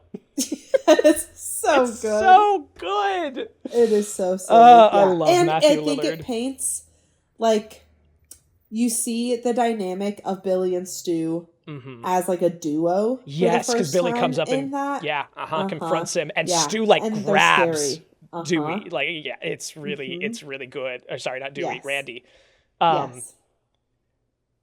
It's the millennium. Motives are incidental. Yes. What does that mean, man? What are we talking about? There's always some stupid bullshit reason to kill your girlfriend. That's one of my favorite lines. And Max is back, everybody. Welcome back, Max. I've done a Scream style late stage return. Just call me Gale Weathers. You thought I was dead. Huge. I'm here. And I'm taking this gun. You're back. The safety is off. Safety is off. So. Okay, is the next scene Dewey and the police chief? Yes, it is. That is the next scene. Okay. Now we have the fun.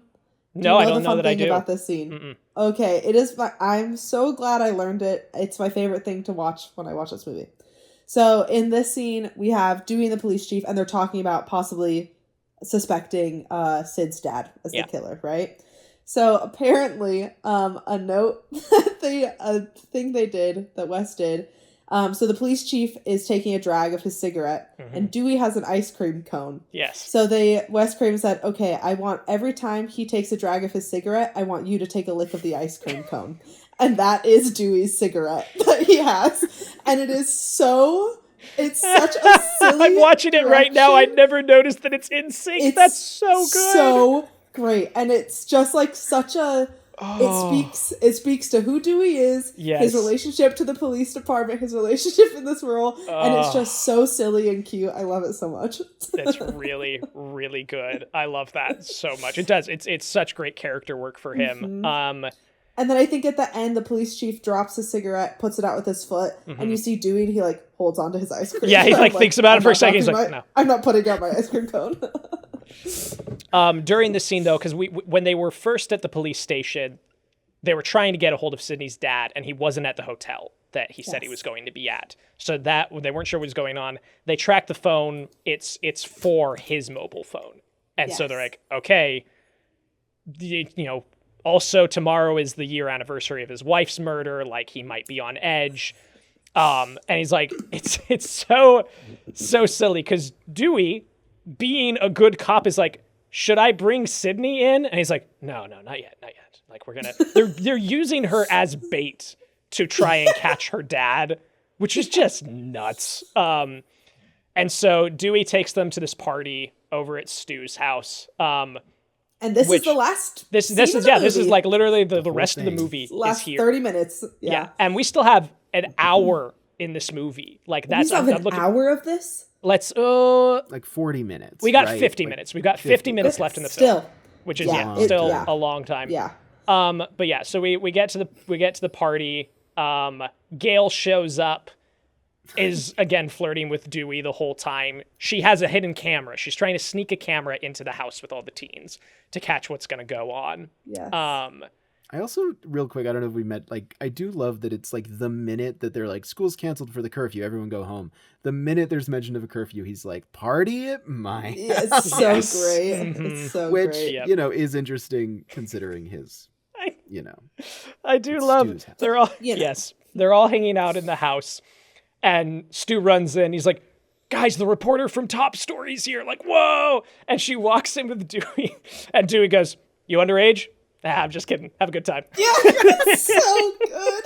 It's so funny. Have a good time. Watch your Oh. driving. Also, can you funny. imagine being at a house party and a weather woman comes in and a news reporter comes in and everyone's like, hello. Oh, hi. How's it going? I love Stu's like Hugh Hefner smoking jacket. He's Yes. got on this whole time. Yes. Um, This set is so great. the It is set's such really an good. awesome house. It's a great looking house. I'd read that for most of the movie, they were just shooting in real houses because they couldn't afford to build this many sets. Yeah. Is that the case with this one? Is this a real house or is this a set? I think like maybe the foyer is the real house, but I think the Right. rest is built. I think Okay. everything else inside is separate. I mean, I feel like this is the one that you're going to build as a set because it's Yeah. the last 50 minutes of your movie. And I'm curious, I don't know, so I could be wrong, but I'm curious, is it Scream? Oh, shoot. I wish I knew this. Is it Scream 2 or Scream 3 where they go...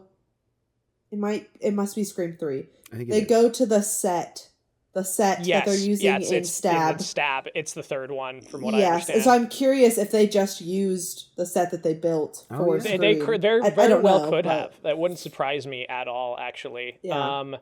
Trying to see if I Yeah. can find anything particular about the house. But yeah, it's just interesting how all of that works together. I do like the way it looks quite a bit. Yeah.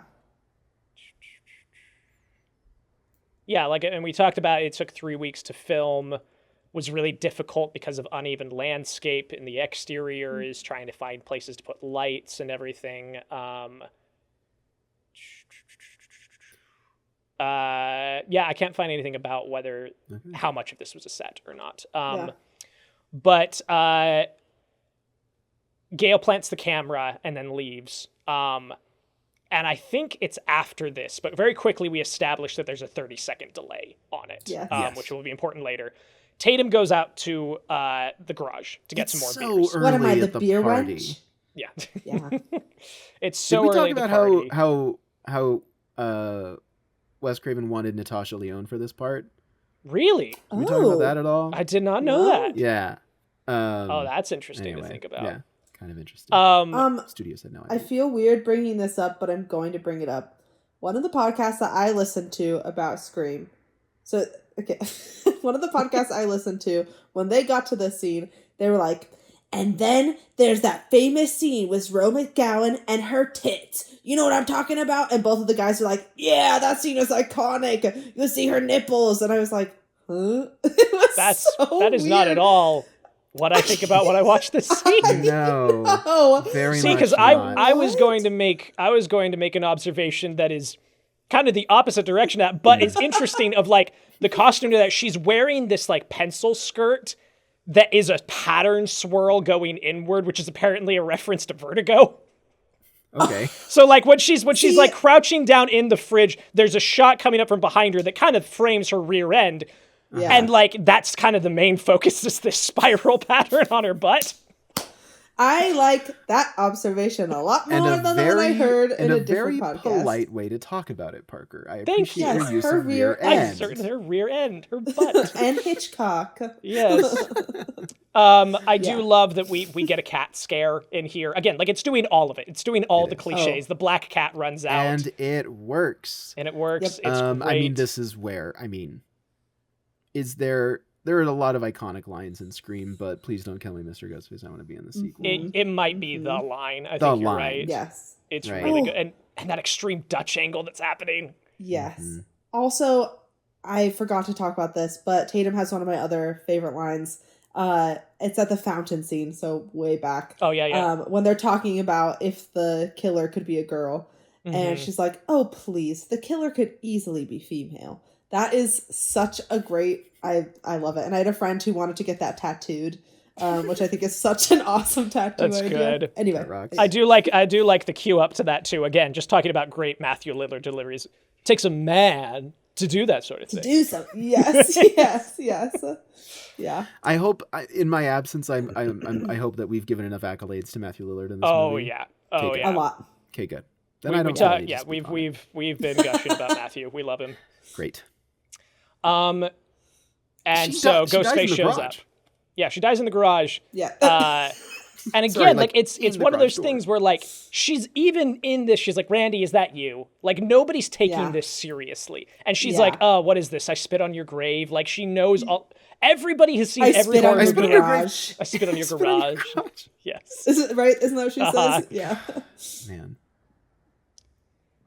Wild. What is? I'm trying to see what she says to immediately following. Don't kill me, Mr. Ghostface. I want to be the sequel. Because there's another one in there that I really like.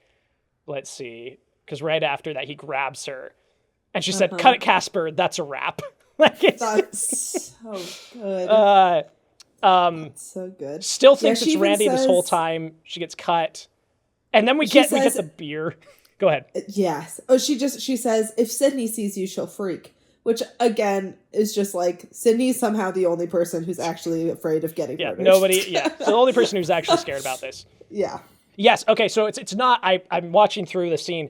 It's not immediately the shot where she like you see it a bit when she leans into the fridge, but when she hits him in the head with the freezer and runs away, the shot starts with her skirt fully filling the frame, and then she That's runs fun. away from camera, see. which is like their little Vertigo reference, which is fun. That's really fun. And then something else I like about this, again because it's dealing with all these horror movie cliches, is that all of the victims are proactive.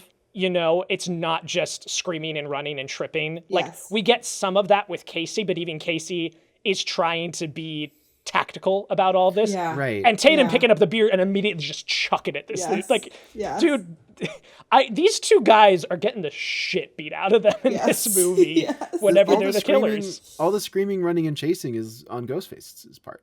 That's true. Yeah. True. He's not screaming. I'm sorry. He's just running. And But like chasing. she does the little duck when he runs at her and Yeah. he flips her. Like she's being very resourceful. proactive. Yes. And then the And garage sometimes kill. you get little grunts from Ghostface. You Sometimes do, hear and I the, was like "Ugh." listening, being like, Yeah, you're "And like, which who's one is Which it? one is that? Yeah. Yeah. Yeah. tries to escape through the dog door. The of strongest garage door. garage door in the world. The motor on That's this an thing awesome must be kill. unreal. It does break the motor, to be fair, but Crushing her head breaks the motor, not lifting her oh yeah, off you're the right. ground, I'm sorry. I'm sorry. which is funny. It's an awesome kill. It's a great kill. It's funny when you watch this that this is what the MPAA had a problem with because it's a very fake looking head. Like It the is. Yes. few like half seconds we get Yes. of it is very like Yes. okay. But it's a Yeah. great kill. It's a great kill. I love just like the swaying of the legs as she's just sitting Yes. up there. And he just quietly goes back into the party, which I Yes. love is really so great. my question: so when she was trying the door, it was locked. She couldn't get through, and then he backs away and just opens the door, no problem, and goes into Yeah. the house. As a little, but I suppose the other ghost face. Well, it's unlocked the Stu's door. house, so he probably has a key. Like he probably Right. because Fair immediate enough. like the next shot is Stu saying goodbye to people as they're kind of Yeah. filing Yeah. out. So it's obviously Billy this whole time, but Yeah. That's right. Because then Billy shows up yep, and he Yes. like comes into the door frame, right? He's like, oh, am I late or whatever? yeah. Yeah. And Randy's so bummed about it. Yeah. He's like, oh man, Yeah. there goes my Yeah. shot. Yeah. Why don't you guys go up to my parents' room? You can talk or whatever. It's really Subtleties, good. Stu. You should look it up. Yep. So they start making out. They're gonna have sex. What? Then we get. I know. Huh? Then we get probably the most iconic scene in the movie is Randy standing up while they're watching Halloween and explaining to people there are certain rules one must abide in order to survive a horror film. Yes. And he goes through. And I wish I had love- the whole thing pulled up, but And like, again, yeah. Sorry, Amanda. No, go go ahead. ahead. no, I was just going to say, I love how much they reference Jamie Lee Curtis who like at the time was like the Scream Queen. I love that they even use that phrase. I love how much like Randy's the only one who cares about the movie, and everyone else is like, I want to see Jamie Lee's breasts. He's like, actually, you have to wait. You know. Yes, exactly. What does he say? She didn't show her tits till she went legits or something like that. Something like that. Yeah. But yeah, he gets up and he's like, for instance, rule number 1, you can't have sex. They're throwing pop. Boo, boo. Big no-no. Big no-no. I never caught. I'm watching it with the subtitles. Stu immediately says, I'm a dead man. Rule number 2, you can never drink or do drugs. They all are like, whoa, they all clink their beers together. Yeah. And he's like, no, the sin factor. And a hand comes into frame with a beer and cheers him. And he's like, yeah. And he goes back to drinking. It's a sin. It's an extension of rule number 1. And rule number 3, never, ever, ever, under any circumstances, say, I'll be right back. Because you won't be back. Because you won't. Yeah. I'm going to get another beer. You want one? Yeah, sure. I'll be right back. I say that all the time. Like that's probably my most referenced line from this movie is that specific delivery of I'll be right back. It's so great. And then I guess this is coming soon, but right as Billy and Sid are upstairs making out, they're still watching Halloween, and so you have like and here's the iconic boob shot, and then it's Sidney taking off her shirt, and they're narrating everything that's happening upstairs. It's brilliant. Yeah. It's really good. It's really good it's meta. It's so interesting to watch the movie now, and I know we touched on this at the top, but it's like now I watch this and I have to like shake my size off and be like, this is 1996, because so much of me is like, yeah, I know the movies exist and you guys are referencing the movies that I've seen, and like I have to literally be like, no, this is them doing it well. Yeah, because and we relatively for the first time. Yes, and that's the thing. And Parker and I have talked about this a lot with movies on this show, is having to take a step back and recognizing this is the first time they did this. Like all the tropes are from this, and Scream is so essential as a text of the 21st century. You know, it's millennium motives, all that, but it's like this is 96, but it's like this is a very early 21st century movie in that way. You know. Yeah, very much so. It's a very good point to bring up. So Sid and Billy have sex. Randy gets a call that the principal is dead and he's strung up on the flagpole, and everybody leaves to go see that. They're like, let's go! Excited. Leaving a very drunk Randy alone by himself to deal with all of this. And Sid... To watch Halloween? To watch Halloween. Sid is up in the room with Billy, and she asks him, like, hey, who was your one phone call to? Like, you got a one phone call. Who was it? And he's like, you still think it's me? She's like, I'm asking. And then Ghostface shows up behind him, and he stabs Billy. And there's blood, and he falls to the ground, and she freaks out. Chases after her. She goes out the window, gets up in the attic, falls out of the house into, like, the back of their boat, I think. Yeah, which, like, so obviously has, like cardboard in it. Yes. Yeah. She sees Tatum hanging, goes for a run away. Then we cut back to Randy. I love that the camera is drunk. I love that the camera is tilting back and forth. And he's like, Jamie, watch out. It's behind you, Jamie. And Ghostface just looming up behind him is so good. And the only thing that keeps him alive is that Ghostface hears Sid screaming and crying for help outside. Yes. She breaks the fence, goes out, runs to the van to ask for help. And they see the footage and they see that he's behind him. And I love, it's such a little thing, but I love that the instinct is the camera guy. Watch out, kid. Kid, he's behind you. Kid, look out. Like, it's just good. It's good. It's great. It's very fun meta. Movie characters watching movie characters. Yep. Mm-hmm. It all files back into itself. Gets his throat slit. Dewey comes back with Gale. Gale tries to escape. I love the wiping the windshield and can't see it. It's just blood. And then when she slams the brick later, he slides forward. His corpse on top of the car. And then she says, really great. She says, I'm sorry. What's his name? She's like, I'm sorry, but I need you to get the fuck off my windshield. Yes. So good. There's a lot of back and forth with like being stuck in the car. Like I can't go beat by beat, but eventually Sid gets back to the house and she gets a gun. She gets Dewey's gun, Yes. I think, question mark.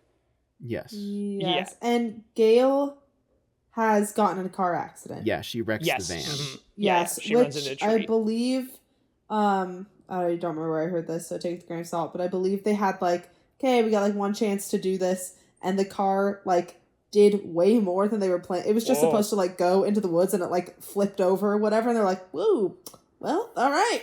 I guess that's what we're using. Nuts. It's the case that like most everyone here was supposed to, like Randy was supposed to die, right? And it wasn't until they were doing like test screens that they were like, okay, let's do like a few scene reshoots just to imply that he's alive. Like, I don't think that applies to Gail. Same like, thing with Dewey. I think Dewey's supposed to be dead. It's Dewey is the other Yes. one. Yeah. Yes. Yeah. Yeah. So I'm Dewey so glad gets they got keep on the doing porch. franchise. Yeah. Dewey gets got on the porch. She It's a takes good his reveal gun. because she comes in and he walks out and she's like, Dewey, oh, thank God. And then he like turns around, a knife in the back. It's really good. It's really Yeah. good. She grabs his gun right as Randy and Stu both show up, and they're both bleeding. It's like, it's him. He's the one. And she just doesn't know what to do. So she locks up. She's like, fuck you both. it's really And good. but I do believe there is plausible deniability here. Like at this point, if you don't know the twist of Stu's involvement, you're like, where has everyone been? And like it's these two guys. Yeah. Yes. You know, and I mean, the entire movie, everyone has been like, Randy, is this you? You know, like, Yes. Yeah. Although, I mean, doesn't that shot of Ghostface behind him kind of like, we know that obviously Sid doesn't, but like now we know he's exonerated. True. Right. Yes. True. But it is like it from her perspective. It's like, yeah, absolutely. It could be any of these guys, and she's not taking any chances. And they're both like, and I love too that it's not shoot him, he's the killer. It's give me the gun so I can shoot him. You know? Yeah. Yes. Yeah. And Great. Like great we point. talked about of like, Sid is tactical. She is a survivor, and she's making smart choices through all of this. Yes. Billy comes down, staggers down the stairs, acts like he's dying, and then gets the gun from her. He's like, give me. And he takes the gun and he shoots Randy. And she's like, holy shit. And I love that. Goes, oh, sorry. No, just that, because like he's gone crazy, man. He's mad. And the slow pushing. We all go a little mad sometimes. And he shoots him. And then scratching his head with the gun is so great. And licking the fake blood off his fingers. That's what... Same thing they use in Psycho. Carrie. Right. Oh, Carrie. Same thing they use Carrie. for pig's blood than Carrie, yeah. That shot of him licking his fingers, that's what I see most people like thirst over. Yes, I've seen that in many a thirst trap for Billy Loomis. Yes. Which we didn't even mention. Billy Loomis named after Dr. Loomis in Halloween. Yes. Oh, and duh. So and great. there's the Loomis in Psycho as well. Yeah. Yeah. And I love too that Stu just kind of staggers in, and she's like, "Help me, save me, Stu." And he's just like this, like stiff as a board, looking into the distance, and then pulling out the voice modulator. Surprise, Sidney! Yes. I remember. I had no idea. I remember being very surprised. Yeah. Yes. I was like, whoa. And like it's so interesting because a lot of this is riffing on horror culture and horror movies. And like even the switch protagonist at the beginning is a direct reference to Psycho. I don't know of many other films before this that had two killers like this. At least not to this extent, you know? Yeah.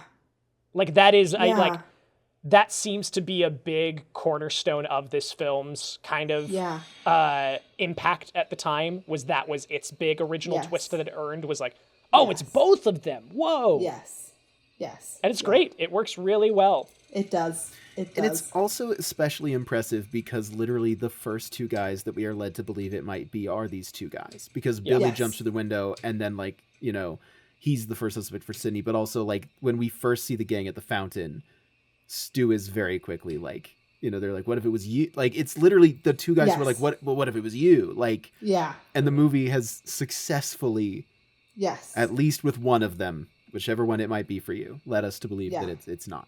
And I think that's very impressive. And like, what's so interesting about this scene in the kitchen is Wes Craven specifically has spent almost his entire career up to this point battling against a lot of very conservative groups coming after his films and after horror itself, of saying horror movies makes violent people. It's the same argument we've heard about video games for the past 25 years. Like, video games makes shooters and serial killers, and like, this is the stuff to blame. And he has gone on record talking about it. He's like, I don't believe that. Like, I firmly believe that, like, horror movies are a way for us to examine the darker parts of ourselves without expelling it in real life. And so much of this scene feels like a very twisted because, like, these two, he's not siding with these two. He's like, it's so interesting looking at the way these two are taking his argument and pushing it to an extreme that he felt uncomfortable with. Because, like, I can't remember what movie it was, but there were other horror movies coming out around this time that he went on record saying, I think it's gratuitous. I think it's too much.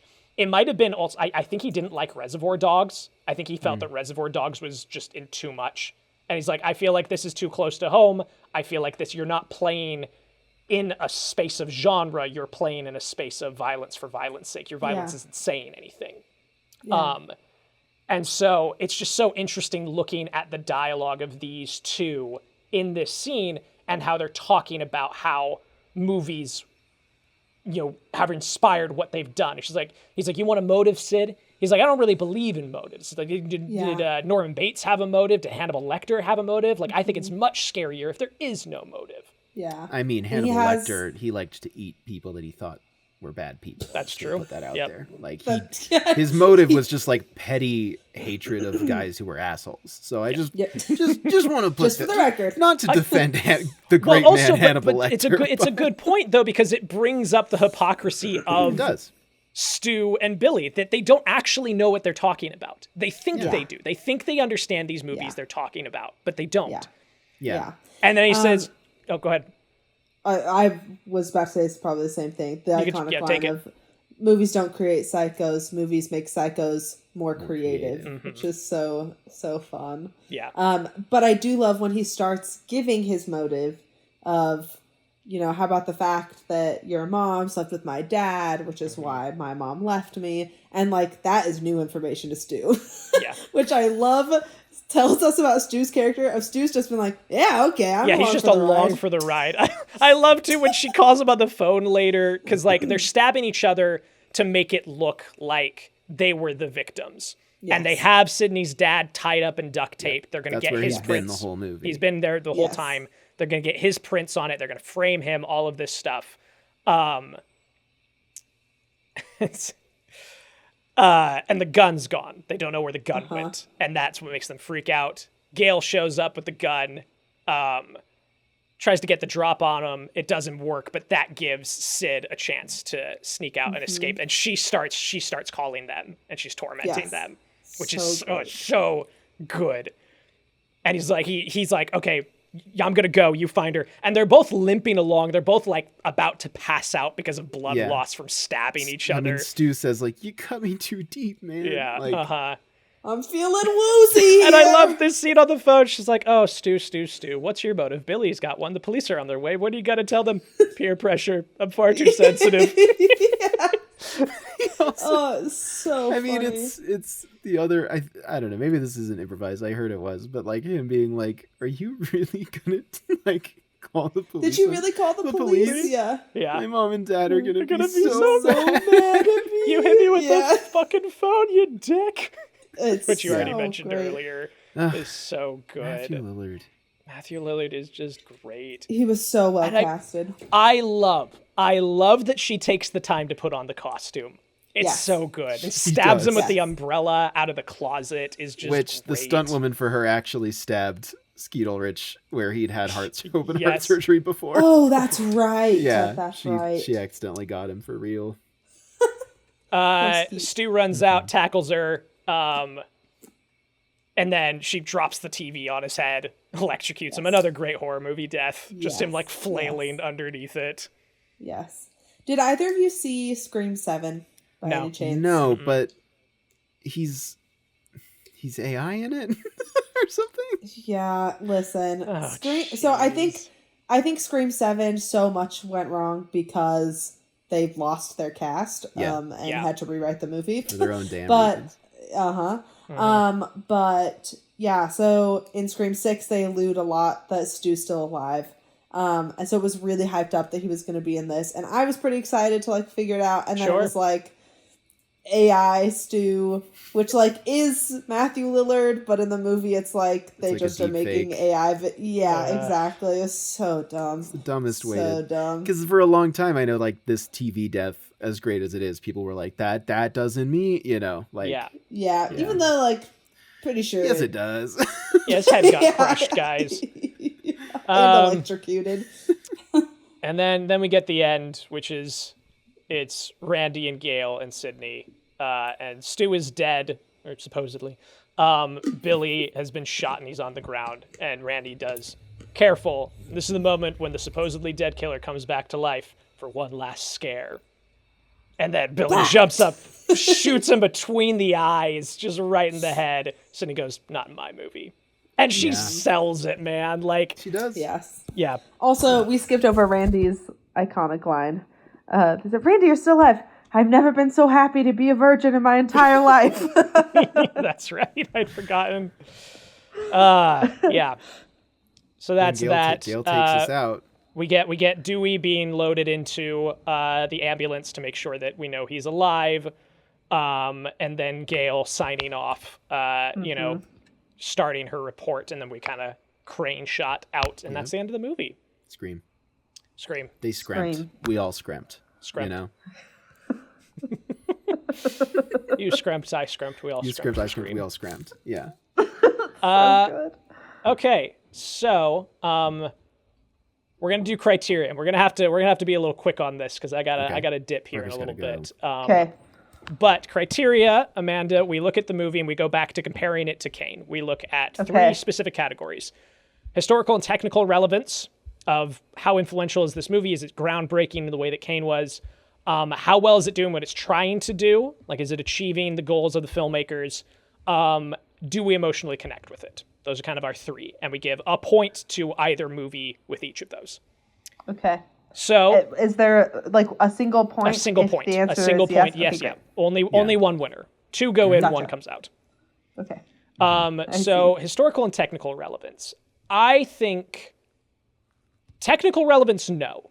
Historical relevance, very much so. Like this revived a genre.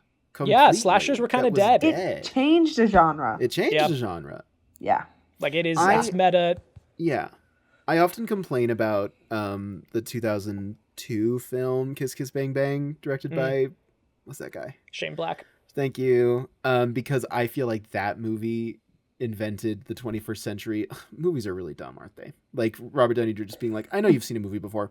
Yeah, pretty dumb, right? Like he's doing that whole movie, and I can't I know people love that movie, but it's like the epitome of like Gen X cynicism of like movies are stupid, right, guys? Yeah. Scream is that, but without the cynicism that I hate.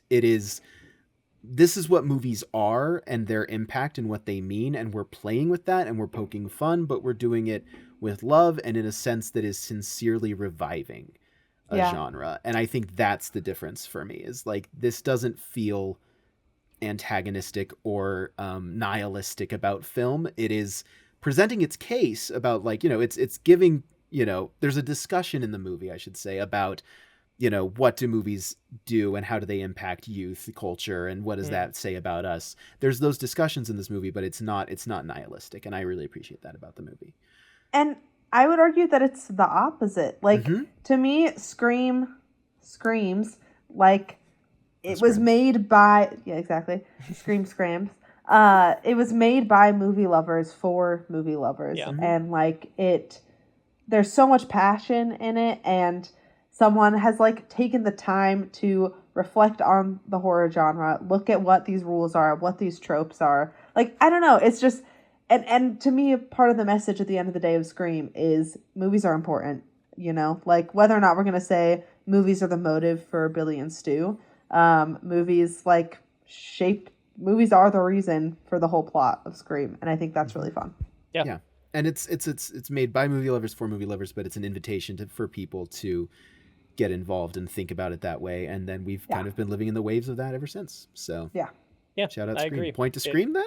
Point to Scream, I think, 100%. Like, you guys make some really great points there. And, like, the only thing I'll add is, like, as we were talking about the opening of the film, I had to resist the urge to be like, and here's all the times that's been referenced and parodied. And, like, just, like, how ubiquitous that opening is. And just the line, what's your favorite scary movie? You know, like, that has become immortalized in movie canon in a huge way. Yep. So- I mean, it's what, like, we're 30 years. It was made in 96, Yep. right? 30 30 year years. anniversary. Yeah, So 30 30 anniversary. years and like This people December. still wearing Scream merch. Yeah. We're talking about it all the time. It's iconic. I agree. Yeah. This started. Point to Scream. Yeah. Unlike Citizen Kane, this started actually a multi-movie franchise. So Yeah. So- yeah, there was Have they never Think made about that, 7 Orson. Citizen Kanes? There- I don't no, think so. and there was never like a parallel parody movie of Citizen Kane. Yeah. It also has had 6 entries. Yeah, get fucked, Citizen Kane. What did you do for cinema, huh? What did you do? That's good. I mean, we've talked about it this whole episode, but just really quick, like, how well is it doing what it's trying to do?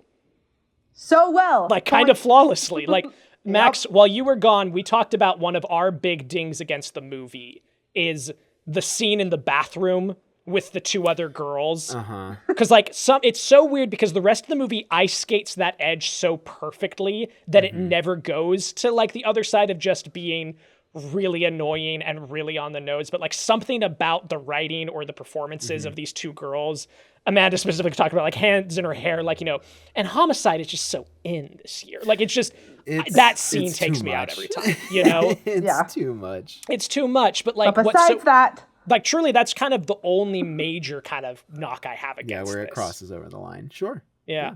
I hear that. So I don't know. Like, I think, like, if all of this is inspired by Williamson and Craven wanting to deconstruct the horror genre and breathe new life into the slasher, flawless. I think they did it with flying colors.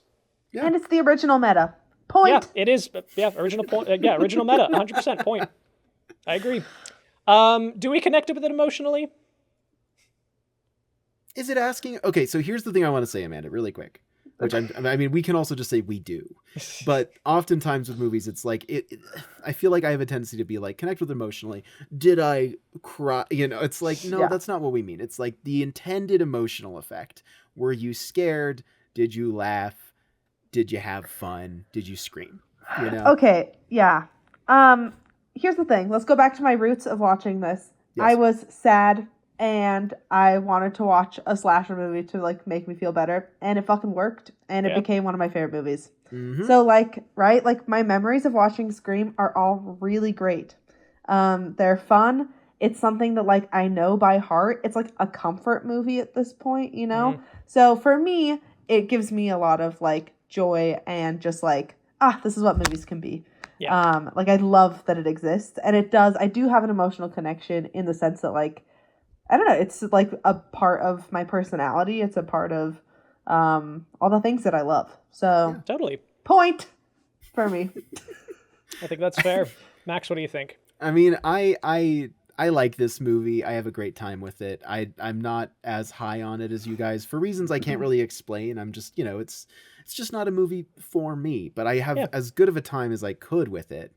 I think it works incredibly well, and I do connect with it. You know, I get tense, I laugh, I have a nice time. So yeah, I mean, I'm not going to argue. I'm not going to argue the point away from it, Parker. Yeah. Thank you. I think I'd give this the point. Like I have again, like it's been a pretty annual watch for me for a while. Don't know why it slipped out, but it just kind of did. But that's no fault of the movies. But I always have a great time getting to revisit this, you know, and like it does. This is the version of the movie meta that I like, and the well has been poisoned on that in a lot of ways. It Like truly has. like that's the thing is like when I think about this movie in the abstract, sometimes my memory of it is a bit exhausting, right? I'm just like, oh, it's so tongue-in-cheek, it's so meta, and like I'm comparing it to more recent movies I've watched that are doing those things that are really exhausting in that way. Yeah. And then whenever I go back and revisit, I'm like, nah, man, they got it. Like, they got it Yeah. first try out. Like, this has such Yeah. the perfect balance of, like, taking the piss, but also being sincere in its love for the genre. Because so much of, like, it's what we've talked about so many times, Max, of, like, we're so irony poisoned now in media. Like, Yeah. everything, you cannot have sincerity. Yep. Yeah. And this is sincere. Might And I I argue? forget that. Might I argue, based on Aw. what you just said, Parker, this is a movie that cares for the piss, I think it does care for the takes piss. the piss, and then it cares takes for the it piss and then sincerely. it cares. Tucks it into bed at night. Yes. Good. Yeah. Okay, so criteria says yes. Taking a step back, what do we think? Like, we go through the criteria, and then we try to, like, now that we've established all that, we try to look at it as objectively as possible. Of, like, if we hold up Scream and Citizen Kane, is it better than Citizen Kane? Here's what I'm gonna Deep, say. a little sigh. Here's what I'm gonna say, Yeah. which is that, again, objectivity is bullshit. And I would say the closest you can get to objectivity is recognizing what the objects are, right? So you go, okay, one of these objects is Citizen Kane, a movie made in 1941, commenting on, American monopoly, and most definitely William Randolph Hearst, no matter what Orson said. And you can look at that and go, well, it's doing that very well, or you can say no, as we have tended to do on this show for years. You don't have to lump but yourself you- in with me. but you It's can okay. also You can look say at that I've been doing for years. No, we're in this together, partner. We're in this together. The ship sinks, and if the sink ships, I'm there with you. Great. But you look at the object of Scream, and you go, okay, is Scream a movie made in 1941 that's commenting on American No. monopoly? No. No. No. Scream is Scream. And I would just say that Scream is better at being Scream than Citizen Kane is being Citizen. So this is like, I did not anticipate coming into this with this. I fully Me thought, neither. like, cards on the table. When we came into this, I thought it was going to be like, hey, we're going to have a good time with this, and I'm going to watch it and be like, and it's not, but it's a great movie. It's what we did with Signs, like a couple months ago with our, with Yeah. our- Did you say that science is better than No. Citizen No, we did Kane? not. because we're Okay, I capable of was talking. like- No, because we're we're like, capable of looking at. yeah, Signs we're like, and this is a going, fun movie, but Signs like is not. And that's what I No. expected to do with Scream. But as we've But- talked about all this and dug into it, I'm like, look, we talk about how influential Kane is on film history. That is a Yep. big part of its legacy, is that it is so influential in its technical aspects. However, it's rare that we can find a film that has the same comparable level of influence, even if it's in a different niche, if it's in a different direction. And I think Scream is for horror. I think Scream could arguably be a Citizen Kane for specifically like 21st century horror. That's what I was gonna say. I'm like, the only other one that really competes is Halloween, but that's for 20th century horror, and 21st century horror. Scream is the template. Yeah, I think it is. Yeah! So Yeah! The scremplet. Well, I- my answer is easy. If there's ever a day where I choose to watch Citizen Kane over Scream, I'm unwell, and someone should come check you've on been me. body snatched. That's your Yeah. test. Yeah, I don't think I would literally ever choose to watch Citizen Kane over Scream. Great. So it's easy for me to say, yeah, duh, of course it's a better Okay, movie. well- but, Okay, then say it. but okay, yeah, duh. Scream better than Citizen Kane. There you Episode go. ever. Folks. You heard it here Parker first, and I just everyone. did the same hand motion. Parker's got to get out of here.